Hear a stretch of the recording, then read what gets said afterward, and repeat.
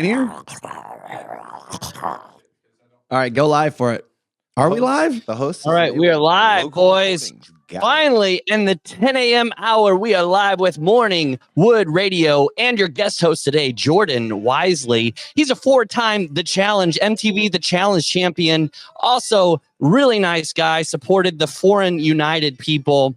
We got Jordan Wiseley on the pod. How are we doing today, boys? I don't even know what that is. Yeah, well, you know, it's an NGO that I started. Was that the thing where you went overseas and did the Ukraine thing? Yep, Mr. how it Macho. started. Yeah, did Ukraine, and then after that they had the Turkey earthquake, and so we sent people there too. There's so many things about you. Like Jordan and I have been friends for years, but I have to stay true to the essence of our show. So our show is Morning Wood Radio. We start out every single way with wood. With wood. And I ask everybody, I'm like, what gets you up in the morning? What is that energy that you explode out of bed with? You know, it's crazy. All my friends, some of them are like, dude, you're like a lithium battery. You know, like I'm just going. But as soon as I'm tired, it's just. I'm the same. But as soon as the sun comes up, eyes open, sit right up, and I'm like, let's go. And somebody actually DM'd me and asked me this earlier. I'm like, who or what is your inspiration? I thought about it for a second. I go, I think the fear of being ordinary. Really? The fear of being ordinary. Like even when I was younger, people would be like, yo, what's like your biggest fear? I was like, being forgotten. And like have never done anything. Like we all get the same life, and you're not going to tell me that I'm going to go out and be just as regular as everybody else. I definitely feel the same. I mean, I don't ever like look. I definitely hate being the person in the room that blends in. Mm-hmm. Like if I see everybody with a mullet, I used to have rock and mullet. Same. Come on, man. Remember the slow-mo vids we'd make? We were crushing it. And then we were mullet boys before the mullets were in. I know. And then all of a sudden it starts to pop up and you're like, fuck it. I know. I do trends first, and people can look at you weird, and you're like, oh, what is that? I mean, that's kind of cool. And then everyone does it, and I'm like, I'm over it. Out. Yep. Yeah, I feel you on that thing. Like I just... One of the things I always do is I look at books of people that are just absolutely insane and were considered insane, but now they're writing books about them. Mm-hmm. Alexander the Great had taken over the entire modern world by the age of 26. Well, that's 47 in his terms. I know. Dude, I saw this tweet the other day, and it was notes from people at 40, but back in the day. And they're like, my body is falling apart. I know I will pass soon. And it was like these things. It was so. Did you send me that, Ryan? Yeah. It was a meme from, I think, like little kids or maybe from back in the day. And they said, all right, what is it going to be like when you're 40 years old? And the kids are like, I can't get out of bed. My back is killing me and I have gray hairs. Dude, I don't ever want to be in that position. But now all of our great professional athletes of right now are all in their 40s. Like LeBron, Brady, all the tennis stars, everyone's just like smoking it. Did you see 𝗬𝗎𝗐 get smashed by that 20-year-old kid from Spain? No, is that happened? That happened in the finals, and he was going for his 23rd. Really? Yeah, the dude's insane. He's rewriting the history books. I never have really been a fan of him. I don't know why. No. As a sportsman, we're not a fan of him because he's like, he's kind of a dork. Yeah, he's dry. And he plays a dorky sport. He wrote a book about not eating gluten. I was like, that's the worst fucking biography ever. So what? It was a whole book of just blank cardboard pages? Yeah, it felt like that. Yeah. Yeah, like 𝗕𝗏 Agassi's book is like... I'm going to write a book about keto. Yeah, dude. I mean, the thing is seller. 𝗕𝗏 Agassi like wrote a book about like being married to supermodels and running in the desert in Vegas in the hot sun and doing drugs and shit and just like fucking going to war and being the outlier. And then 𝗬𝗎𝗐 is like, I don't like eating gluten. Yeah, I have nothing against, like when I say like tennis is like a dorky sport, it's not because the sport of tennis is, but it's the culture that's been cultivated around it, right? Like tennis, golf, gymnastics, all these things. I think they're trying to change that. I know, but every now and that's where I'm going with this is every now and then you get people that come in like Agassi and like Federer and these guys who are like exciting. McIlroy, the Williams sisters, like they're exciting to watch and they turn it into a sport. Yeah. When you look at these like white collar sports is what I call them, it's so vanilla the whole time until you get a real athlete in there and that just breaks the whole thing down, turns it on its head, and then they get mad because somebody came from the outside and is dominating. I've said this a lot, and you can, neglect it, hate it, whatever you want. I think tennis at the highest level is the hardest sport in the world. No. Hear my metrics out here. Just hear me out, and then this is a conversation now. So endurance wise, some of these guys are playing like I think it was a 5-hour match in the finals that those guys played. And it's always in the hot sun. Like it's always in the dead center of the day in the heat. And then it's the mano a mano factor. So imagine like a wrestling match for almost 5 hours. Obviously, it's not the same kind of tension, but it's mano a mano, high intensity. You're thinking about hand-eye coordination at a level that's like almost impossible to match because you're serving over 100 miles an hour into a box. Yeah, but look how far is it going? That's the thing is like you look at this, right? So you're talking about 100 miles an hour. It's really 140 miles an hour, right, coming at you. But then at the same thing, you go to professional softball or like Team USA softball and stuff. It's much closer, and that ball looks like it's going 120 miles an hour. So it's like, but you got hitting a baseball in the majors. It is literally the hardest hand-eye coordination thing you can do. But there's no endurance factor in there. True. So now you put the endurance factor on with tennis, and then you put agility. Your racket's also this big, you know? Yeah, I know. But I'm just saying, like, there's just all these multitudes that I just looked at it, and I really like to study sport. And I'm like, okay, like, what are the factors that make these athletes excellent? What are the factors that make these athletes excellent? And I just think if you did this average chart, like power, speed, endurance, agility, like all that kind of stuff, they're up there. It definitely, and listen, the top athletes that are playing tennis, and thing is, I love playing tennis, especially when I can find someone who I actually keep up, because the thing with tennis is if you're in shape, you can make up for being a bad player. Have you got suckered into pickleball yet? Oh God, yeah. Yeah. Dude, I was a 3-time ping pong and pickleball and badminton champ in PE. And what? Oh, as a kid. As a kid. Okay, what division are we talking about? And the final boss of that was Coach Allen, the PE coach, and that guy is good. He cooked you? Yeah. No, come on now. I mean, he cooked me most times, but when it came down to it, I became PE champ. Was your PE teacher a savage? Yeah, he was the wrestling and tennis coach. I can't even. Yeah, so mine was too, Coach Shaughnessy. Like I can't even imagine what PE teachers look like now based on like just the climate of the world right now. I bet you it's just this like blob of a human being. They picked an English teacher who wanted some extra hours. Exactly. Who had a free period. Yeah. Our PE teachers when we were growing up were just these brick shithouse human beings. Coach Shaughnessy was the wrestling coach. He was like just like he just there was no BS. I remember we had a rope and he would literally just have us climb up and down this thing in elementary school above hardwood floors, like 20 feet in the air. Is like, you gonna figure it out? Are you gonna die? Well, I mean, come on. This is literally like an excerpt of like what we feel is happening to society today, right? Like we don't allow anyone to fail. We grew up being pushed to fail. Yeah. Right? Like they were literally like I remember just everything, whether it was coaches, my father, anything, they would always set things in front of you that were always like just a little further, just a little harder than what you've ever done, because one, you were either going to fail and learn something, or two, you were going to conquer it and be on cloud 9 for the next week because you're like, I threw a ball this far, or I did this thing, or I climbed that rope, you know? My dad he had no clue what he was doing. He just was a fucking hard ass. He would take the car every morning at 5 a.m. and set the cruise control from 10 to 13 miles an hour and drive behind me or next to me, screaming at me and make me do a 5K loop behind the house every single day. Buddy, we grew up in congruent. If I had a bad wrestling or bad any practice, my dad would be like, "Yeah, put yourself in the truck, take off," and I'd have to run home from practice. And then on certain times when we were training for like worlds, like for wrestling, we'd qualify for worlds and everything. We'd have to run circles around the car while he drove the car. So it was like, you know, jog, jog, jog, sprint, jog, jog, jog, sprint, jog, jog, jog, sprint. Okay, so this takes me into like, we got to really talk about Jordan, and then we can get back into all this banter.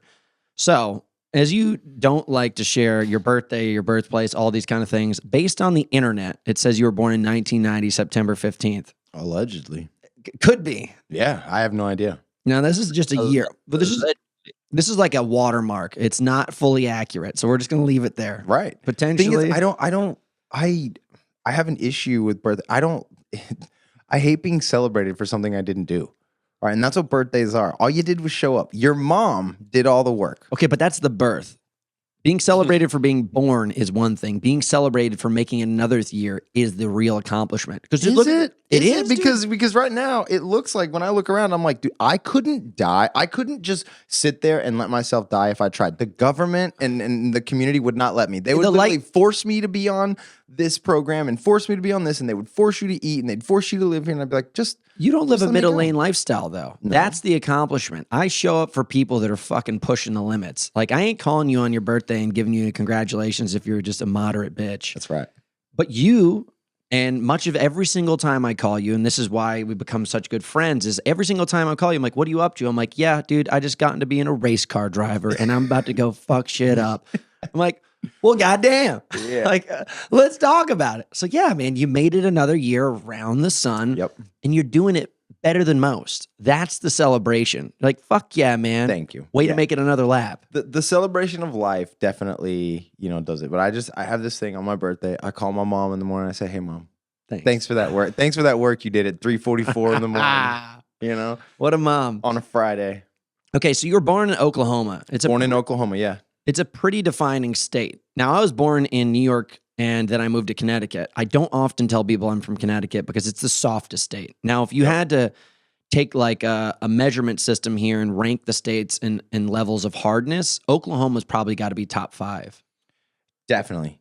Yeah, we're in top 10% for sure. Because so I just flew back in because we had a race back in Oklahoma. In the Homa. Yeah, in the Homa, baby. And then I took a friend of mine down the plane. Yeah. Wind comes sweeping down the plain. Is that your guys' song? Yeah, bro. Oklahoma, the play, the iconic play. Oklahoma the musical? Yeah. I'll give you guys one story about Oklahoma as we get into this. I was driving across the country and I went through Texas into Oklahoma and there was a pressure system from a storm coming. Oh, yeah. And you could see this like ominous dark cloud, kind of like the similar background right here. And it was just so thick and gray. Yep. I got out of the car to pee and it felt like I was in a pool. The pressure system was so heavy. I was almost in like a different kind of existence. Yes. And that's just an Oklahoma storm. Like you guys are known for tornadoes, crazy storms. I was explaining to my friend that was with me. He grew up in LA and everything, and we get there and we walk out and it's like 100% humidity, 90 degrees. And he's like, what the heck? I go, just wait, bro. We're going to get all 4 seasons today. Yeah. And sure enough, a big old system like that rolled in, just black skies. So it went from being 90 degrees, dropped all the way down. And that's where you get your tornadoes and everything. Do you think that's a defining factor for you? Because, obviously you're Mr. Hollywood now and, you're the face of one of the biggest reality television show brands. And I think a lot of people think being a high-level athlete has to do everything to do with the gym. I think at the highest level, it's actually a really big study of psychology, of knowing your opponents and understanding them, because you have to know what they're going to do next. Mm-hmm. And for somebody like yourself, like I immediately knew when I found out you're from Oklahoma and the path that you had come from to where you are now, I'm like, this is the reason why, Jordan is who he is. Like Jordan's not like this genetic freak. He's not any of these kind of things. He's a psychological freak. And like, would you say Oklahoma was a defining factor of that? 100%. I'd add on to your, like to be a good athlete, you said you have to know your opponent. I think first and foremost, you got to know yourself. Yeah. And growing up in places like that, you know yourself. It's a different way of life. Like everyone knows like it's work. We still run on like the barter system, and I know that I could call my buddy and be like, hey man, I'm roofing my house today. You come over and do it. Like, yeah, man. And you give him kind of like the Amish. Give him a case of beer, and we're sitting on a 100-degree roof all day and roofing it. And then they know, next week when they call me, hey man, I gotta dig this ditch. Like, say no more, fam. We coming. And so now we're, and that's we do that, and it's, in LA and these metropolises, you can order everything to your door. I had no idea that you like towed your car but with a tow truck until I was out of high school, until I went to college. Because the way in Oklahoma, your truck or something breaks down, you call a buddy with a tow strap and you tow it down the road. Yeah. And the guy in the back is the brakes and the guy in the front is doing the towing. And then when I get to college, they're like, yeah, dude, you can't do that in the city. And I'm like, what do you mean? What you talking about? Yeah, they're like, no, you can't just like put a chain on this car. You best give me a tow strap and shut your mouth. Yeah, like, and I didn't know that people called plumbers and all this kind of stuff. Like you just do it yourself. And it was the same in sports, you know what I mean? We didn't have all these like fancy stuff. It was like, you just go and you beat the crap out of yourself. Till this day, I measure my workouts, not in calories and everything, by how much weight I lost. Yeah. Because my whole life, it was, I'd come home, Dad'd be like, hey, how was practice? And you're like, it was a 2-pound practice. Did you see how much weight that I lost when I was over in Austin? 12 pounds. No, dude, more than that. What? It was bad, dude, because I was still wearing clothes and I dehydrated everything. I bet you I was 20 pounds under by the time my workout was over. Wow.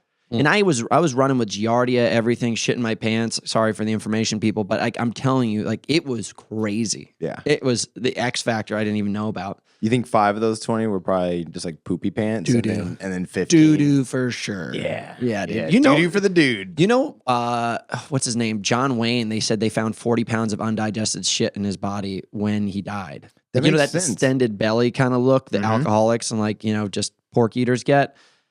John Wayne's a legend, but like, you know, there's a reason why he looked like that. I think all of us are probably carrying up to, what's that, bud? I was just asking, you know, with all that undigested food in your system, do you think because of that reason, it's good to do a juice cleanse or equivalent to, or like what's that called? Like Remember the master cleanse? Detox? a colonic where you ain't swoosh catching all me that stuff putting out. nothing in my butt right now. I want to do a colonic so bad. Really, dude? We going Yeah. together?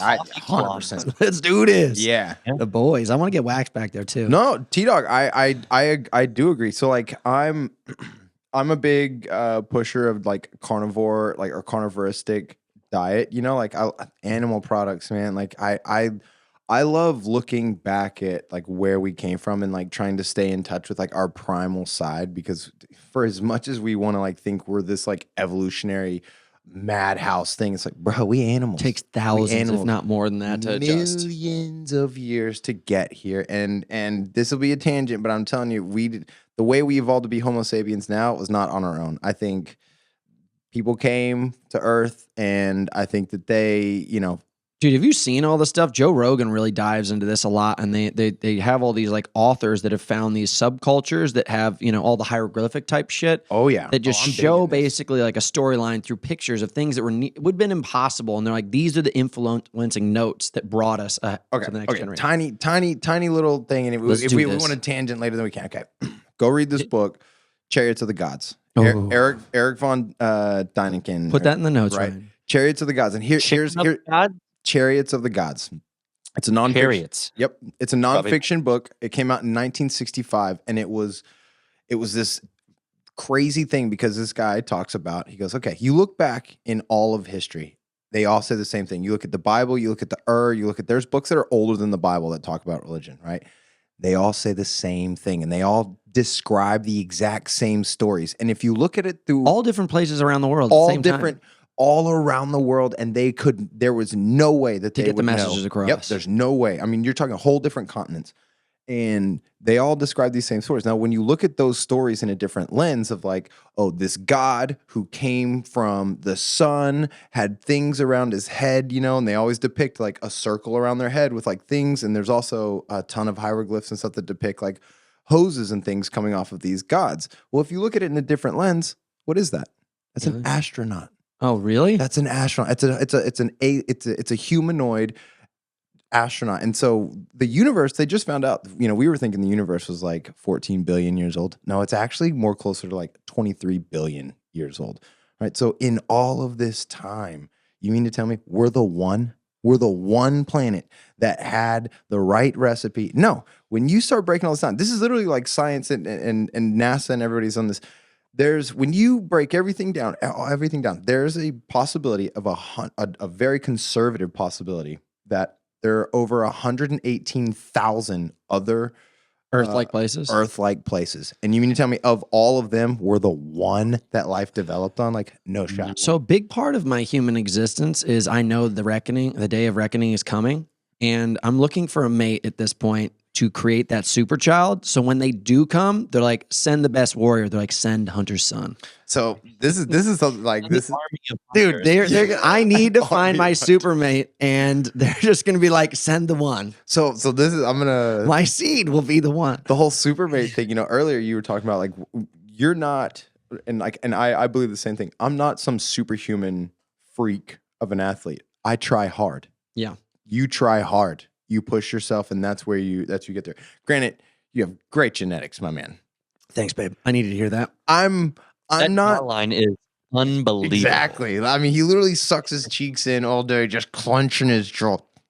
So And you notice every We have picture is like this.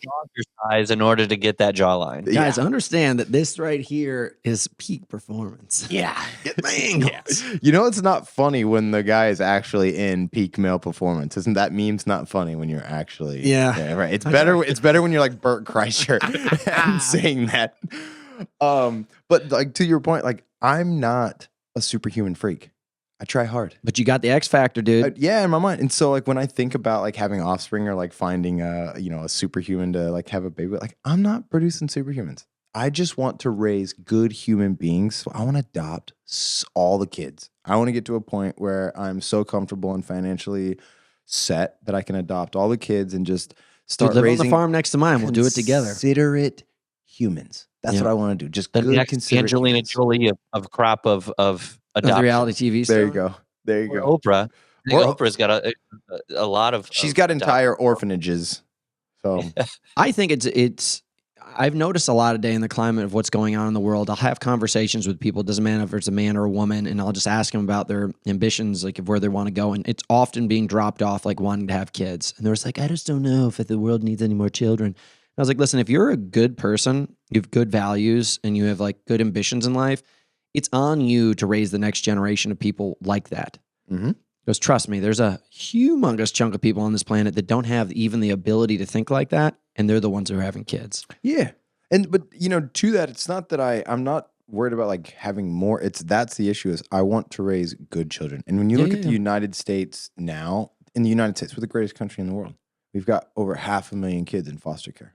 Yeah, dude. I mean, that's stuff. We can't take care of what we got. And you mean to tell me we're just going to keep throwing some more out there and we can't? No, let's take care of the ones we got. Let's get us, right and make some good humans. It's tough to think about that stuff. Mm-hmm. So that brings me back, though. So we went on this huge tangent, aliens, all this kind of stuff. You come from that area in Oklahoma where it's like very, very much this community. It's this mindset, this action, this lifestyle. Everybody knows everybody. Yeah. Now you come to LA. 100% they do, T-Dog. Everyone, like I could walk, like if I go to, I was born in Duncan, we call it Duncan, America. There's nothing out there but just oil fields and people, just a couple people. And I was born there, and I could literally now walk down the street, the like main street of Duncan, and people be like, "Are you Larry Wiseley's boy?" I'm like, "Yeah." Like, man, you look just like your dad. I remember back in high school. I'm like, "Oh my god!" Like, what the hell? You got to get back there, dude. That's how it is. So you come to LA. I mean, was that kind of like a culture shock? Because obviously you were going this trajectory, and I moved to LA, and I came from the East Coast, and it was obviously not nearly as small of a town as yours, but I had that shock at first. I definitely had trouble. And I'm a pretty easygoing guy, and I'm fun to hang out with. I had trouble with community here at first.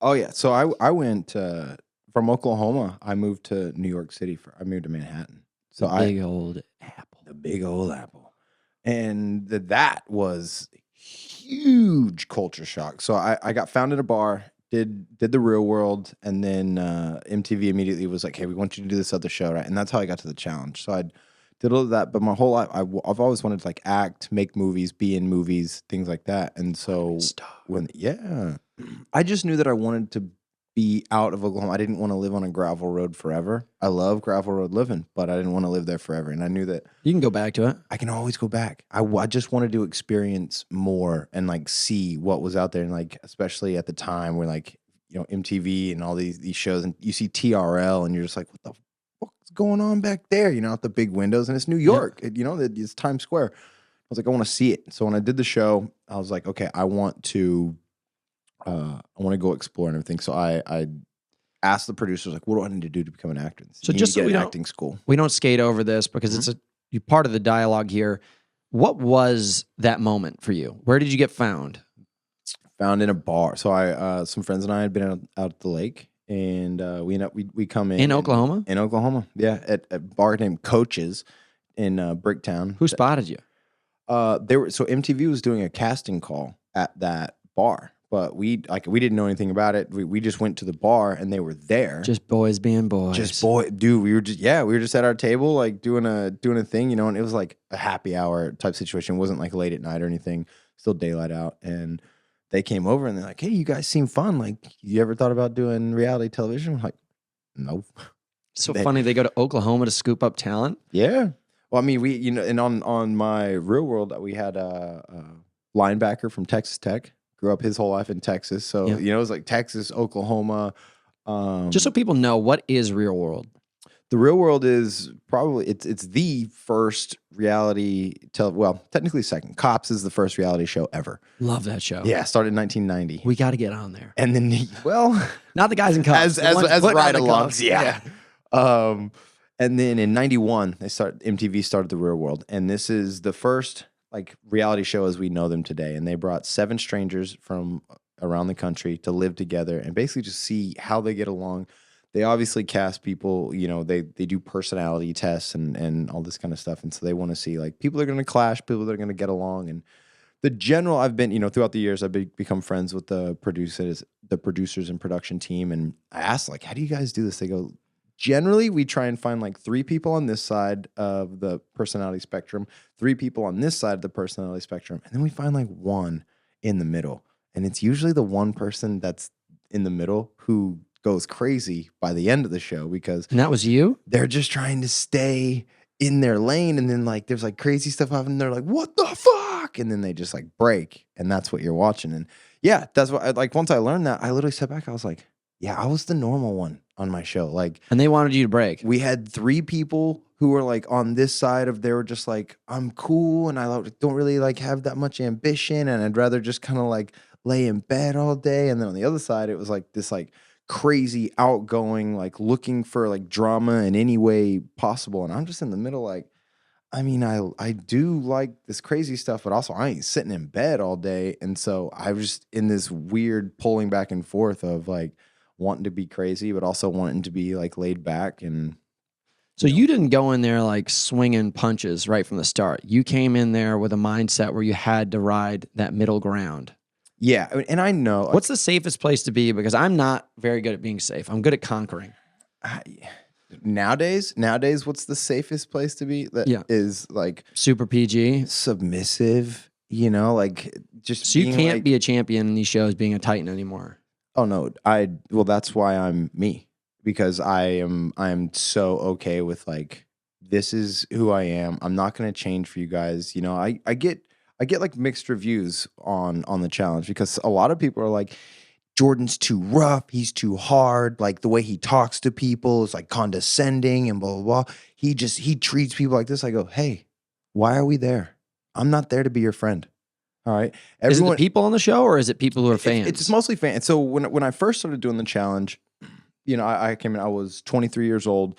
And I come from a world of very competitive sports. Yeah. Every sport I ever played, we were on a national team or a world's team for that thing. And so when I went there, I was like, well, this is the same thing. We're competing and everyone's going to do this. You know, we're all competing. And no, most people are there because I want to be on TV. Yeah. I want to be on this show. And I was like, no, I'm here to win.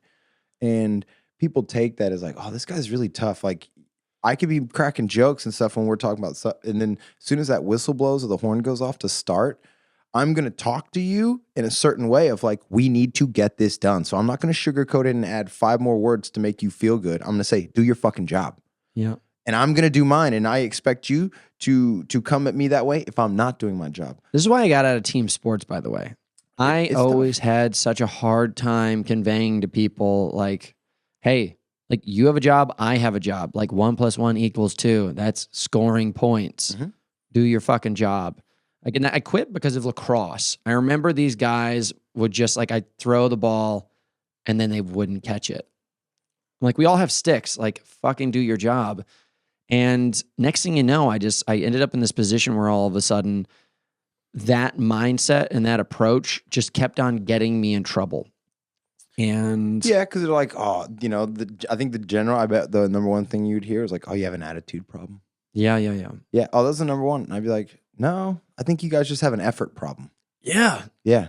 You know, and they're like, well, this isn't that. This is not. I go, well, how do you get to the bigs? How do you get to these upper levels? You stand out and you try. And you look at the guys like Kobe and Allen Iverson and Michael Jordan. People don't say, dude, they were so much fun to be on the team with. Teammates don't say that. They were just like, yeah, I got They crushed. say, you know what they normally say? They were dicks. I got kicked out of every school, rehab, team, everything. And now as an individual, like I'm very successful. Now I'm also having to like recultivate and design my lifestyle because I have a team now, like Alex, Ryan, all these people. And that's probably the most challenging thing I deal with. So, I mean, it makes me think of what you've got going on. You are an independent, obviously, but you are a big part of a big brand, The Challenge. Like, that's what you're known for. Every time I'm hanging out with you, we're at a coffee shop, people are coming up and getting a hold of you, taking pictures. Like, you are probably the biggest part of that show, at least right now. Definitely one of the top 3 faces right now of the show. Yeah. Listen, I'm giving you daps. Like, I don't know. Yeah. I should study the show maybe a little bit better. No, I mean, to give like I think my own like fair assessment, I am probably right now the guy, right? The guy to beat. The only thing as far as like being a face of the show is there's 2 other guys on the show that have done it longer. You're the champ. And have been around, but I'm the guy to beat. You know what I mean? Like CT and Johnny, like they've each done, Johnny's on his 22nd show. CT's on his like 18th or 19th show. I've done 8. And I've still won just as many as them. So I will catch them. It's inevitable. So what's that like? So there's a couple factors of this. Like, I've got some experience in show business and competition. There's competition, and then there's the reality aspect of it all. It's like, it's not really straightforward. No. You have to do everything in your power to make your mind wrap around the rules as if it's a straightforward game, but you and I both know that it's not directly straightforward. So how do you personally manage that level of intensity and also that X factor where it's kind of always a moving target? Because that's got to be really hard. The production side and everything is super, super difficult for me to wrap my head around sometimes the same way. Yeah. Because of I come from sports where it's a set rule set, period.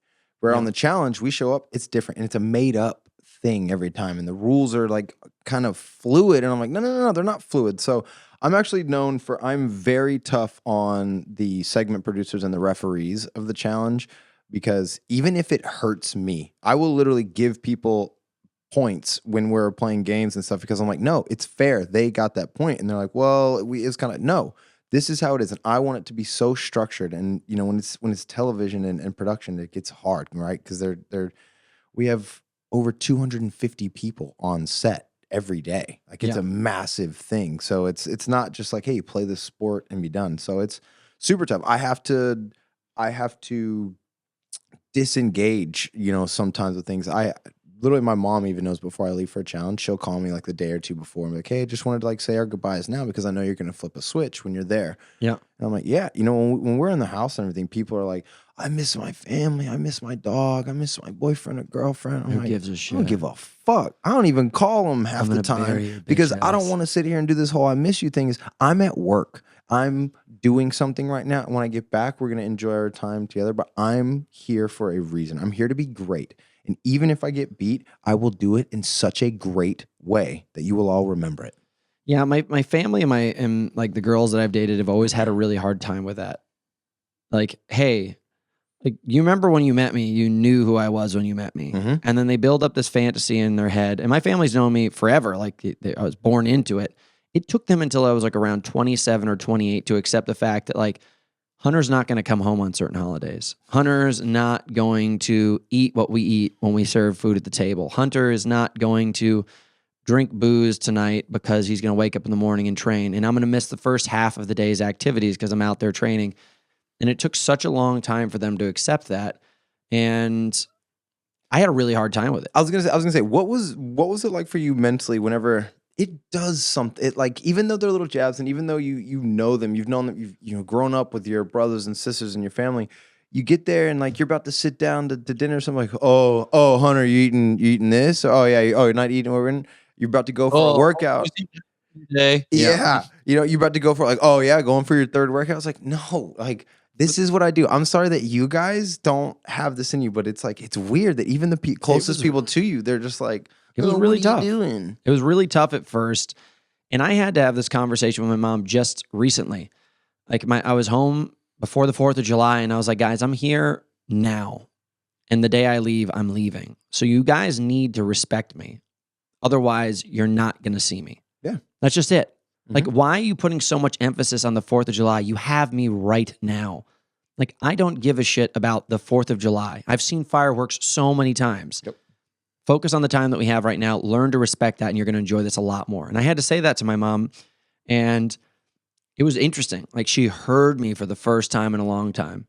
And I was like, I just don't understand. Like, would you prefer that your son be less ambitious and less successful and less happy about his lifestyle so that you could have more time with him? Because that's a selfish thing to do. Because you know that I'm happy. Yeah. Like, I'm not depressed getting on this flight to go home early to go to work. I'm actually really excited. Right. You should be so proud that you've created a son that's ambitious enough to continue to show up. And it took such a long time for them to accept that. Isn't that weird how we can, like, they set you up to be this successful thing, right? But then, like, once you break a certain ceiling, it's like they stop there and they can't understand what's happening or what it takes to, like, continue doing this thing. I literally ran into this exact same thing that you were talking about. Like, I had to have this, like, very important conversation with my mom and stuff, because I'm like, dude, my schedule, I think I've been in this year, in 2023, I've stayed at my house in my bed probably 6 or 7 weeks out of the year so far, because and you know it. How many times do you hit me up and I'm like, I'm in a race here, or I'm filming here, shooting in Croatia. I'm just, that's just kind of the kind of year it's been. And my mom and family and everything, they were like, hey, are you going to be able to come home for, your niece's 2-year-old birthday party? Yeah. And I was like, I'm filming a movie in Boston that weekend. They're like, well, you should make time for. That's the worst line. I go, guys, I've been home because I'm racing. I'm doing some local racing series in Oklahoma. So I've been flying in. I'm like, guys, I'm flying in for like 4 or 5 days at a time on these. Like, you literally just saw me 2 weeks ago. And it was the same thing. It's like, we have each other then. Like, why is this day more important? It's like, we were together now. And I literally had to break it down for my mom. I was like, Mom, I have dreams. I have wants. I have things that I'm working towards as well. And I know that you guys are just in a different place and your things look different. But I'm over here chasing this thing that it requires me. It's not a 9 to 5. Have you seen the most recent Arnold documentary? No, but it keeps getting suggested. I'd like to watch it. Well, it's just a big part of it. You keep on going back to the fact that he had this big separation between his family. Like, he never felt he was fully understood. And later on in his life, his mom really started to become a big factor. She started to come in, she started to respect him and really love him. And it may just take time for people to understand that. The one thing that I always want to put first and foremost into my life is that when people do see me, they're proud and they're excited and they're like available. Like, it's not just like, oh, there's Hunter again. They're like, God, it feels so great to spend time with him and witness what he's doing. And I'm not doing it for them. I'm doing it for myself. But there's never a time that I show up at the table that I don't have something interesting to bring and valuable. And I also, You can keep on talking. one of my, like, my love language is acts of service. Yeah, we can fix that. Actually, I have a video ready to roll. Sponsored by Builder Hydro. You're going to run the audio? Well, what is this? Oh, heck yeah. Got a little video for you. Oh, look at that dork. Is this us? Yeah, this is our Big Bear run. Okay. You remember when you guys were behind me the whole time? I was just like, what are they doing?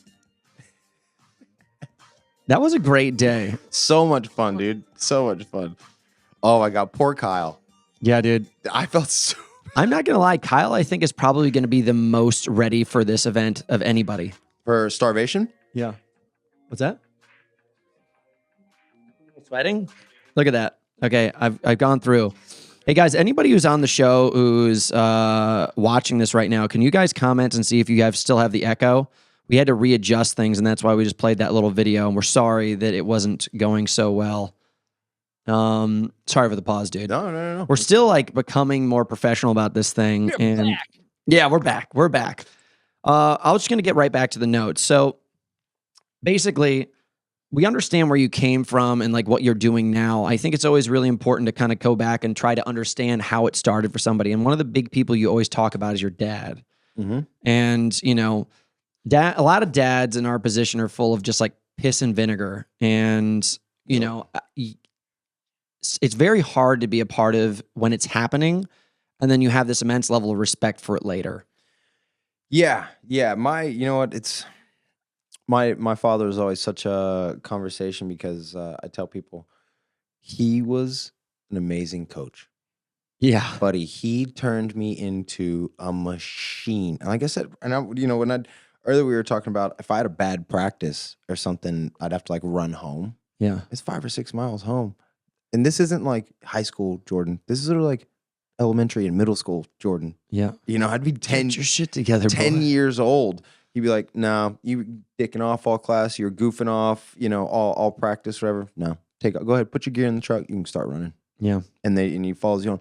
Here's the thing. He turned me the work ethic and the knowledge that I got. My father owns a construction company. So he was a radiologist for the first 16 years of my life. Yeah. And then he comes home and he's like, "No, I'm tired of dealing with doctors. They're all know-it-all dicks." I'm like, "Sure it ain't you." But he was like, "I know, I'm going back to what I know. I'm going back to construction." He's been doing concrete and construction his whole life. So I grew up from 14, 15, 16 years old. I was working construction. With your dad? Yeah, with dad. And even before that, I mean, I was pouring concrete when I was 8 years old because, my dad didn't start his own company until later, but he still did all of his own. We built our own house. We built our own pool. We poured our own driveways, and it was my dad and his 2 kids out there like doing that. They'd have concrete trucks pull up and they're like, "Where's all your help?" And he's like, "Right there." Yeah. And they're like, "Okay." But and so he turned me into an amazing person like that. Now when I'm working with people, he was always big. So my dad had this saying, see it, do it, teach it. You should be able to learn something that fast. You should be able to see someone do something, now mimic what they did, do it. And after you've done it once, you should know enough about it that you can teach it to the next person. And if you didn't pick up on things that fast for him, it was, you got it. You're stupid. You're this, you're that. So it was this weird thing of, he pushed you to be great, but it was such a not a weird way. It was such a hard way to do it. And I understand that that's what they got. That's what they got growing up. My dad didn't come to my graduation. I wouldn't let him. Really? Nope. But that was your decision. Yeah, it was my decision. Why? At the time, you just hated him? Yeah. Yeah. Yeah. I mean, interestingly enough, I graduated high school a below average student and just above average athlete. And I wasn't state champion or anything. Attitude? Attitude, I thought I had it all figured out. I was just full of piss of vinegar. I'd been arrested a bunch of times. My dad had started to lay the mold for what I am now. And then over the next decade, I had to pour hot steel into it through my own ambition and lifestyle to make the Hunter McIntyre you see now. But it was my dad's mold. Mm-hmm. I'll admit that. And I fucking hated him. My dad knows that. Mm-hmm. We didn't become friends until I was 22. And there's days now that it's are we still friends? Yeah. And I know that so well. There was, from the time I was 24 to 29, didn't say a single word to my father. Didn't reply to a text, didn't answer a phone call, nothing. And it's because when we got to a certain age, it was no longer the belt. You know what I mean? Just knuckled up? Yeah. Yeah. You know what I mean? By the time we were 16 years old, you were getting... if you talk back, if he thought you talked back, right? If in your mind, you're like, "I was just telling you what I was doing." He's like, "I didn't fucking ask what you're doing. I said this." When he'd turn around and and my brother and I, we working, we work for him, work our butts off. And obviously we're the owner's son. So we're working more than everybody. He's got us out there earlier, later, paying us the least amount. And he'd be like, "Oh yeah, do this." And we'd be like, "Well, why are we doing that way?" He goes, "Don't you fucking say anything. I'm the boss and you do what I say." Yeah. That's what it was. In the house, it was, "I'm the daddy and you do what I say." And we're like, "Why?" Yeah. It took years to get past that. What's that? Yeah. Do you think it's better for parents these days? Because I know a lot of parents, they want to be their friend. They want to be, "I'm the cool mom." But do you think it's better and you have a better relationship now if your parents are hard on you younger, teach you the morals, get your mind right, get you in line, and then later in life you can become that friend to them? Yes and no. And I've seen it done well. I've seen dads and moms, I've seen parents be hard, but still be fair. And I think that was the hardest part with my dad. He was just he's like, "I'm not explaining myself to you because I'm me and you're you." And so to me, that taught me really bad communication skills with people. And so anytime back in Oklahoma, people don't go to therapy. People don't have life coaches. You ride a motorcycle. Yeah, dude. Yeah, you go. You create a man cave, and they go men just go cry in the garage and don't let anybody see it. Yeah. So when I started acting, I went to New York and I started acting. I got into one of one of the best acting studios in the country, the 𝗕𝗵𝗵 studio. And acting and theater and stuff like that, it's very much so like you have to feel what's being said to you so you can convey those emotions, the real emotions. So were you too hardened at that point? Oh my gosh, I got in there and they're like, yo, man, like you're so talented and like the acting that you can do, but you're not a very good listener. Dead inside. Yeah. And I'd be like, what do you mean? Like, I'm listening to everything that they say. Like, I hear everything. And they're like, no. You need to feel what they say. But like where we're from, you know, a coach comes up to you and go, you piece of shit, what the fuck are you doing? You're supposed to do this and do that. You ain't gonna be shit. And then they pat you on the butt and walk off because they all say, and I know you've heard this a million times in your life, hey, if I'm not yelling at you, I don't care. Yeah. And so you're trained as hardened young men, you're trained to be hardened ass dudes. To be like, well, I'm not affected by that guy calling me a wuss or this or that. But in acting and everything in the real world, you do need to be affected by that. So for me, that was the first type of like therapy that I got to. And then I actually went into therapy and got a life coach and started talking. And the number one thing, they always ask you, you know, hey, when your first session, I think, what do you want to get out of this? And every single time my answer is, I want to learn how to communicate better with others. Like dude, that's the biggest thing that I ever went to therapy for. Because I always end up in this position where I know that my lifestyle is like a steamroller. And like, you know, there's a lot of potency and value to that lifestyle and that mindset. But then all of a sudden you reach this thing where, fuck, I ran over the wrong person on the path to where I'm trying to go. Yep. Or you're like, man, I yelled at this person like that. Or like I got really harsh with this person. But in our minds and hearts, we're like, yo, that wasn't personal at all. I was trying to do the job at hand. Yeah, I love you. You need to hear this. Yeah. Dude, it sucks. Oh, man. So, you know, I never got that opportunity to like have that like comeback moment against my brothers and my dad, because when I went to rehab, I was a skinny little bitch. I came back 6'2", 215 from logging. And by the time I was like, it's time to settle the score. I was too big. Everyone was like, no. McIntyre's story is a villain origin story. And they're all like, dude, we're over that. Like, that's done. And it's really interesting. Like, I stuffed down these emotions for such a long time. And you know what's the weirdest fucking thing in the world? Like, about a year and a half ago, I now have this like portal into my emotions that I never had before. Like when I watch like Braveheart, tears will start coming crying. Up. I love a good cry. I'm like, what is this? And I don't know where it's coming from. And it is if like all of a sudden when I wasn't paying attention, someone unlocked the gate. Mm-hmm. And I hope that all of a sudden in this like new chapter of my life that I become a better person for my environment. But it's hard to ride, you know, have one ass, ride two horses kind of things. Like I know that I need to be this world destroyer to accomplish my tasks, but then all of a sudden I have to talk to my team, I have to talk to my family, I have to talk to my girlfriend, and I have to turn off that switch. And sometimes the lights are blaring, the engine's on, you're moving a million miles an hour, and then someone who you care about steps in the way just to ask you a question or something like that. And yeah. It's the hard change. Yeah. Hunter, what was the switch from you not crying at Braveheart to then all of a sudden click? Or I'm sure it wasn't a switch, but over time, what were you doing to then be able to like let those emotions in on a Braveheart-esque type movie to where it's like you're crying? I don't know. I mean, I think I maybe just with age and just as you get older, you age. You know, I'm gonna throw this out there for you. I have a feeling that moving to California had a big part of that. Well, I moved to California 12 years ago. But this crying during Braveheart didn't happen just a year ago. It happened a couple years ago, right? About a year and a half ago. But it takes the time. Like we have to be around the like I said, these people. We have to be around different people, and we psychologically we do this thing. You can't help it. You start taking on traits and things of the people that you're around. And so once you're out here, when we get out of these small towns where everyone's just like, nope, we're just doing the thing and just living life and love my community. Yeah. And when you come out here and everyone is so diverse and there's just so many feelings. I'll admit, the men have different conversations out here. If I sit down with a bunch of guys on the East Coast and try to like talk about something, I'm like, yo, so how you been? They're like, good. Yeah. I'm like, interesting. And then they start talking about what they've been doing over at Chuck's house, you know? Yeah. We've been over there. Like, seriously. They've been barbecuing over at Phil's, you know, so we stop in there from time to time. But yeah, no. But here, California, different world. California, New York, you know, you sit down like, hey, how you been, man? Yeah. Oh, you know, like this has been bothering me. That's I'm like, oh, we're talking about feelings. Okay.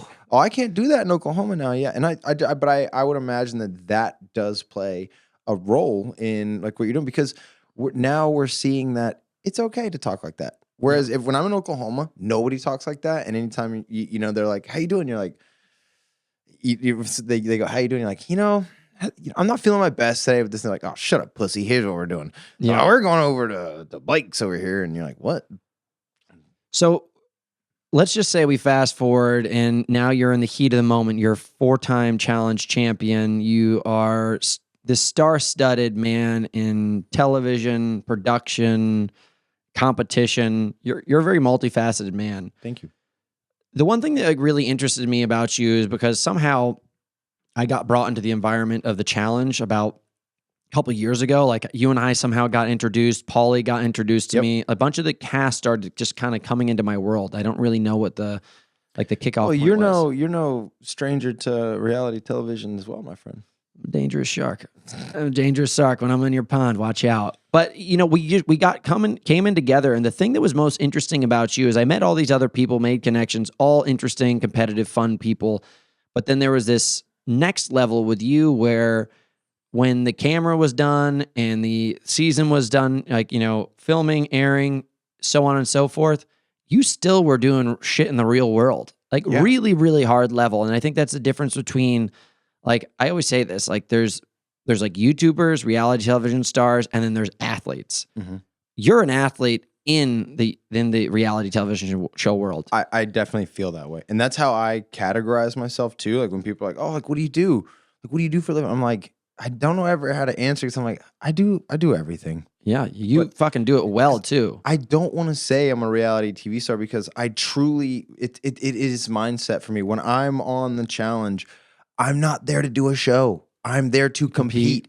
The show is just a little bonus that you guys get to see how I did it. Yeah. Like that's how I feel in my mind. Whereas most of these people, they show up and they didn't start working out until they got the call to say, hey, you want to be on a show in a couple months? Then they start working out for it. This is my baseline. This is what I do. You know, for you, if you weren't competing, you would still be doing this, because this is what you are driven to do. It's my soul. Everything. I cannot be ordinary. I will not. I will not be swept away in the history books as just set of footprints, you know, in the sand. Like, no shot. We do not get a long time. Why don't you think anybody else picks up on that? Because that's the one thing. It's hard. It's hard, Hunter. That's why people don't pick it. It's fucking hard. I just don't understand how people inside of your environment could realize that they're going up against you so often. Like, if I knew that I was going to be like called up into the challenge and I didn't know you, I'd be like, okay, here's what I'm going to do. I'm going to go find what he's doing on Instagram. If I can get information there, I'm going to go Google him on Strava. I'm going to start typing in events that he went to and see what his results were. And I'm just going to keep on Googling as much as I can. I'll be like, okay, this is the data I've collected on this guy. Now, how can I do that plus, you know, another 100%? And then I'm going to show up and I'm going to try to beat you at your own game. I'm going to watch video of the way that you were moving, the things that you said after you won, how you reacted, after you lost, how you reacted. And I know it's all, you know, catered to the television show, but that's immediately what I would do. But it's a mindset. And your mindset is attack. My mindset is attack. Like I don't do a lot of research like that, but my big thing is I visualize. I never do anything, even though I might be doing it physically for the first time. Yeah. I've done that thing 1,000 times. So as soon as even when I'm not going on a show, when I'm in the middle of runs, or if you're not there on the bike or the run or whatever to like chase and to go back and forth with, all I do is visualize catching them. That's all I do. I mean, that's a big deal. When they work out, they go to a Barry's class or they go to their CrossFit gym or they do their thing right, and they cannot wait to post a picture about it. My phone does not come out. It is very rare. Yeah, when we train, dude, you almost never film anything. I'm the guy filming stuff. I know, because I'm mentally, I'm in it. Yeah. I'm not in a thing where my phone and the social media. I'm in it. I'm literally visualizing, chasing bananas and chasing CT and all these new dudes that are coming in, these ex-pro athletes and all this stuff. I'm chasing them the entire time. I'm like, ooh, just this is mile 35 of a final, and I've got to make up this time. Right. So I've done the thing 1,000 times before we ever get there. I'll give you guys some context. Jordan, I was like, yo, let's go riding. He's like, all right, I'm bringing my buddy. This is another challenge guy. I don't even remember his name. 𝗪𝗏𝗪𝗏, dude. This dude amazing athlete. He's a pro soccer player. Pro soccer player. But I looked at Jordan. I was like, yo, you sure homeboy's going to be able to handle this? Dude died. It's a different, it's a different thing that we're doing out here. But if he didn't immediately, I don't know what the guy's up to right now, immediately go home and buy a bike or just say, hey, I need to level up because these are the people that are in front of me, that's where the mistake starts. And I doubt that he did that. No. You know what? And I'm gonna. 𝗪𝗏 is one of the best talents that has come into the challenge franchise in years. The dude is great. He's a great competitor. I've only got good things to say about him, but I doubt he's doing what you're doing. But I'll tell you this: I guarantee he's doing more than anybody else. Yeah, he literally goes out and does these like 3-day hikes by himself in like Zion. And he's like doing miles and miles and miles. That's cool. The dude does it. He goes. He did the guy who started Death Race. You ever heard of Death Race out there? He literally went and did he does like Death Race. He does all that. He went and did the Spartan Death Race? Oh yeah. Oh shit. Did he finish it? Didn't finish. Got super close, got through all the snow, all that kind of stuff, and didn't finish. And Fuck that. I don't want to be involved in that. I don't either, but look what you did. You put us in starvation. It's the same thing. So yeah, we got to talk about this. So the next big adventure what's up? Before we jump into that, Jordan, can I ask a question of Jordan? Nope. Moving on. It's like you get a good read on people, and I was watching a few of the highlight promos from the challenge, and with that mindset of coming in of wanting to work harder than the other guy, within a 3-second period of I watched the one where you're standing, having to balance on like a balance beam and doing a rope pull. Yeah. You and the other guy. Yeah. And that's it was my favorite out of three best times.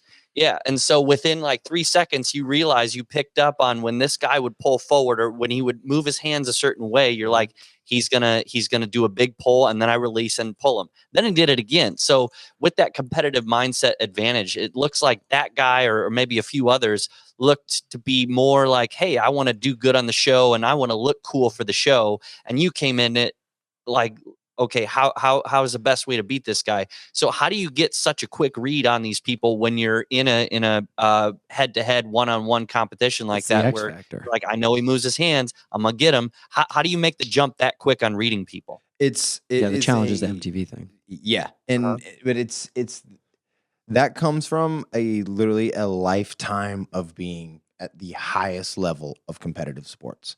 And it is unforgiving. You could be on an undefeated streak for so long, lose once, you're now 0. Yeah, dude, that just happened to Djokovic this weekend. Buddy. I was watching a video last night about he was all the talk before Wimbledon. He was everything, all these records and everything. Now it's the other guy. And now it's this phenom, blah, blah, blah. Like, that sucks. So I was watching a thing about Kobe last night, and he was just talking about if you want to know when a guy pump fakes, watch his back leg.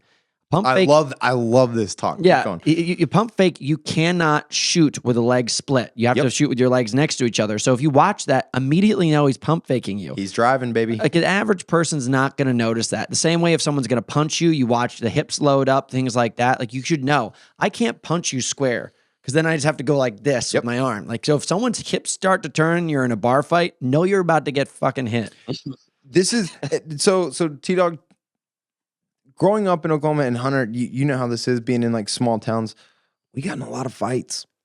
It was like we're dumb rednecks. You know what I mean? We're like, what are we gonna do? Let's go to the river and get in some fights. You know what I mean? We got the guys from Tuttle coming over. Let's go beat them up. Or the guys from Blanchard. There's like different towns, and like we get into it, and one of the things I think the country and growing up outside of the city does is it forces you to rely on yourself. And if you do not understand like what is happening around you, I grew up hunting from a very young age, like 6, 7 years old was going hunting. So by the age of like 10, 11, 12, killed millions of beasts. My dad would be like, he'd be like, hey, you've been out here long enough. You can go to that stand, the stand that's in the south pasture or whatever.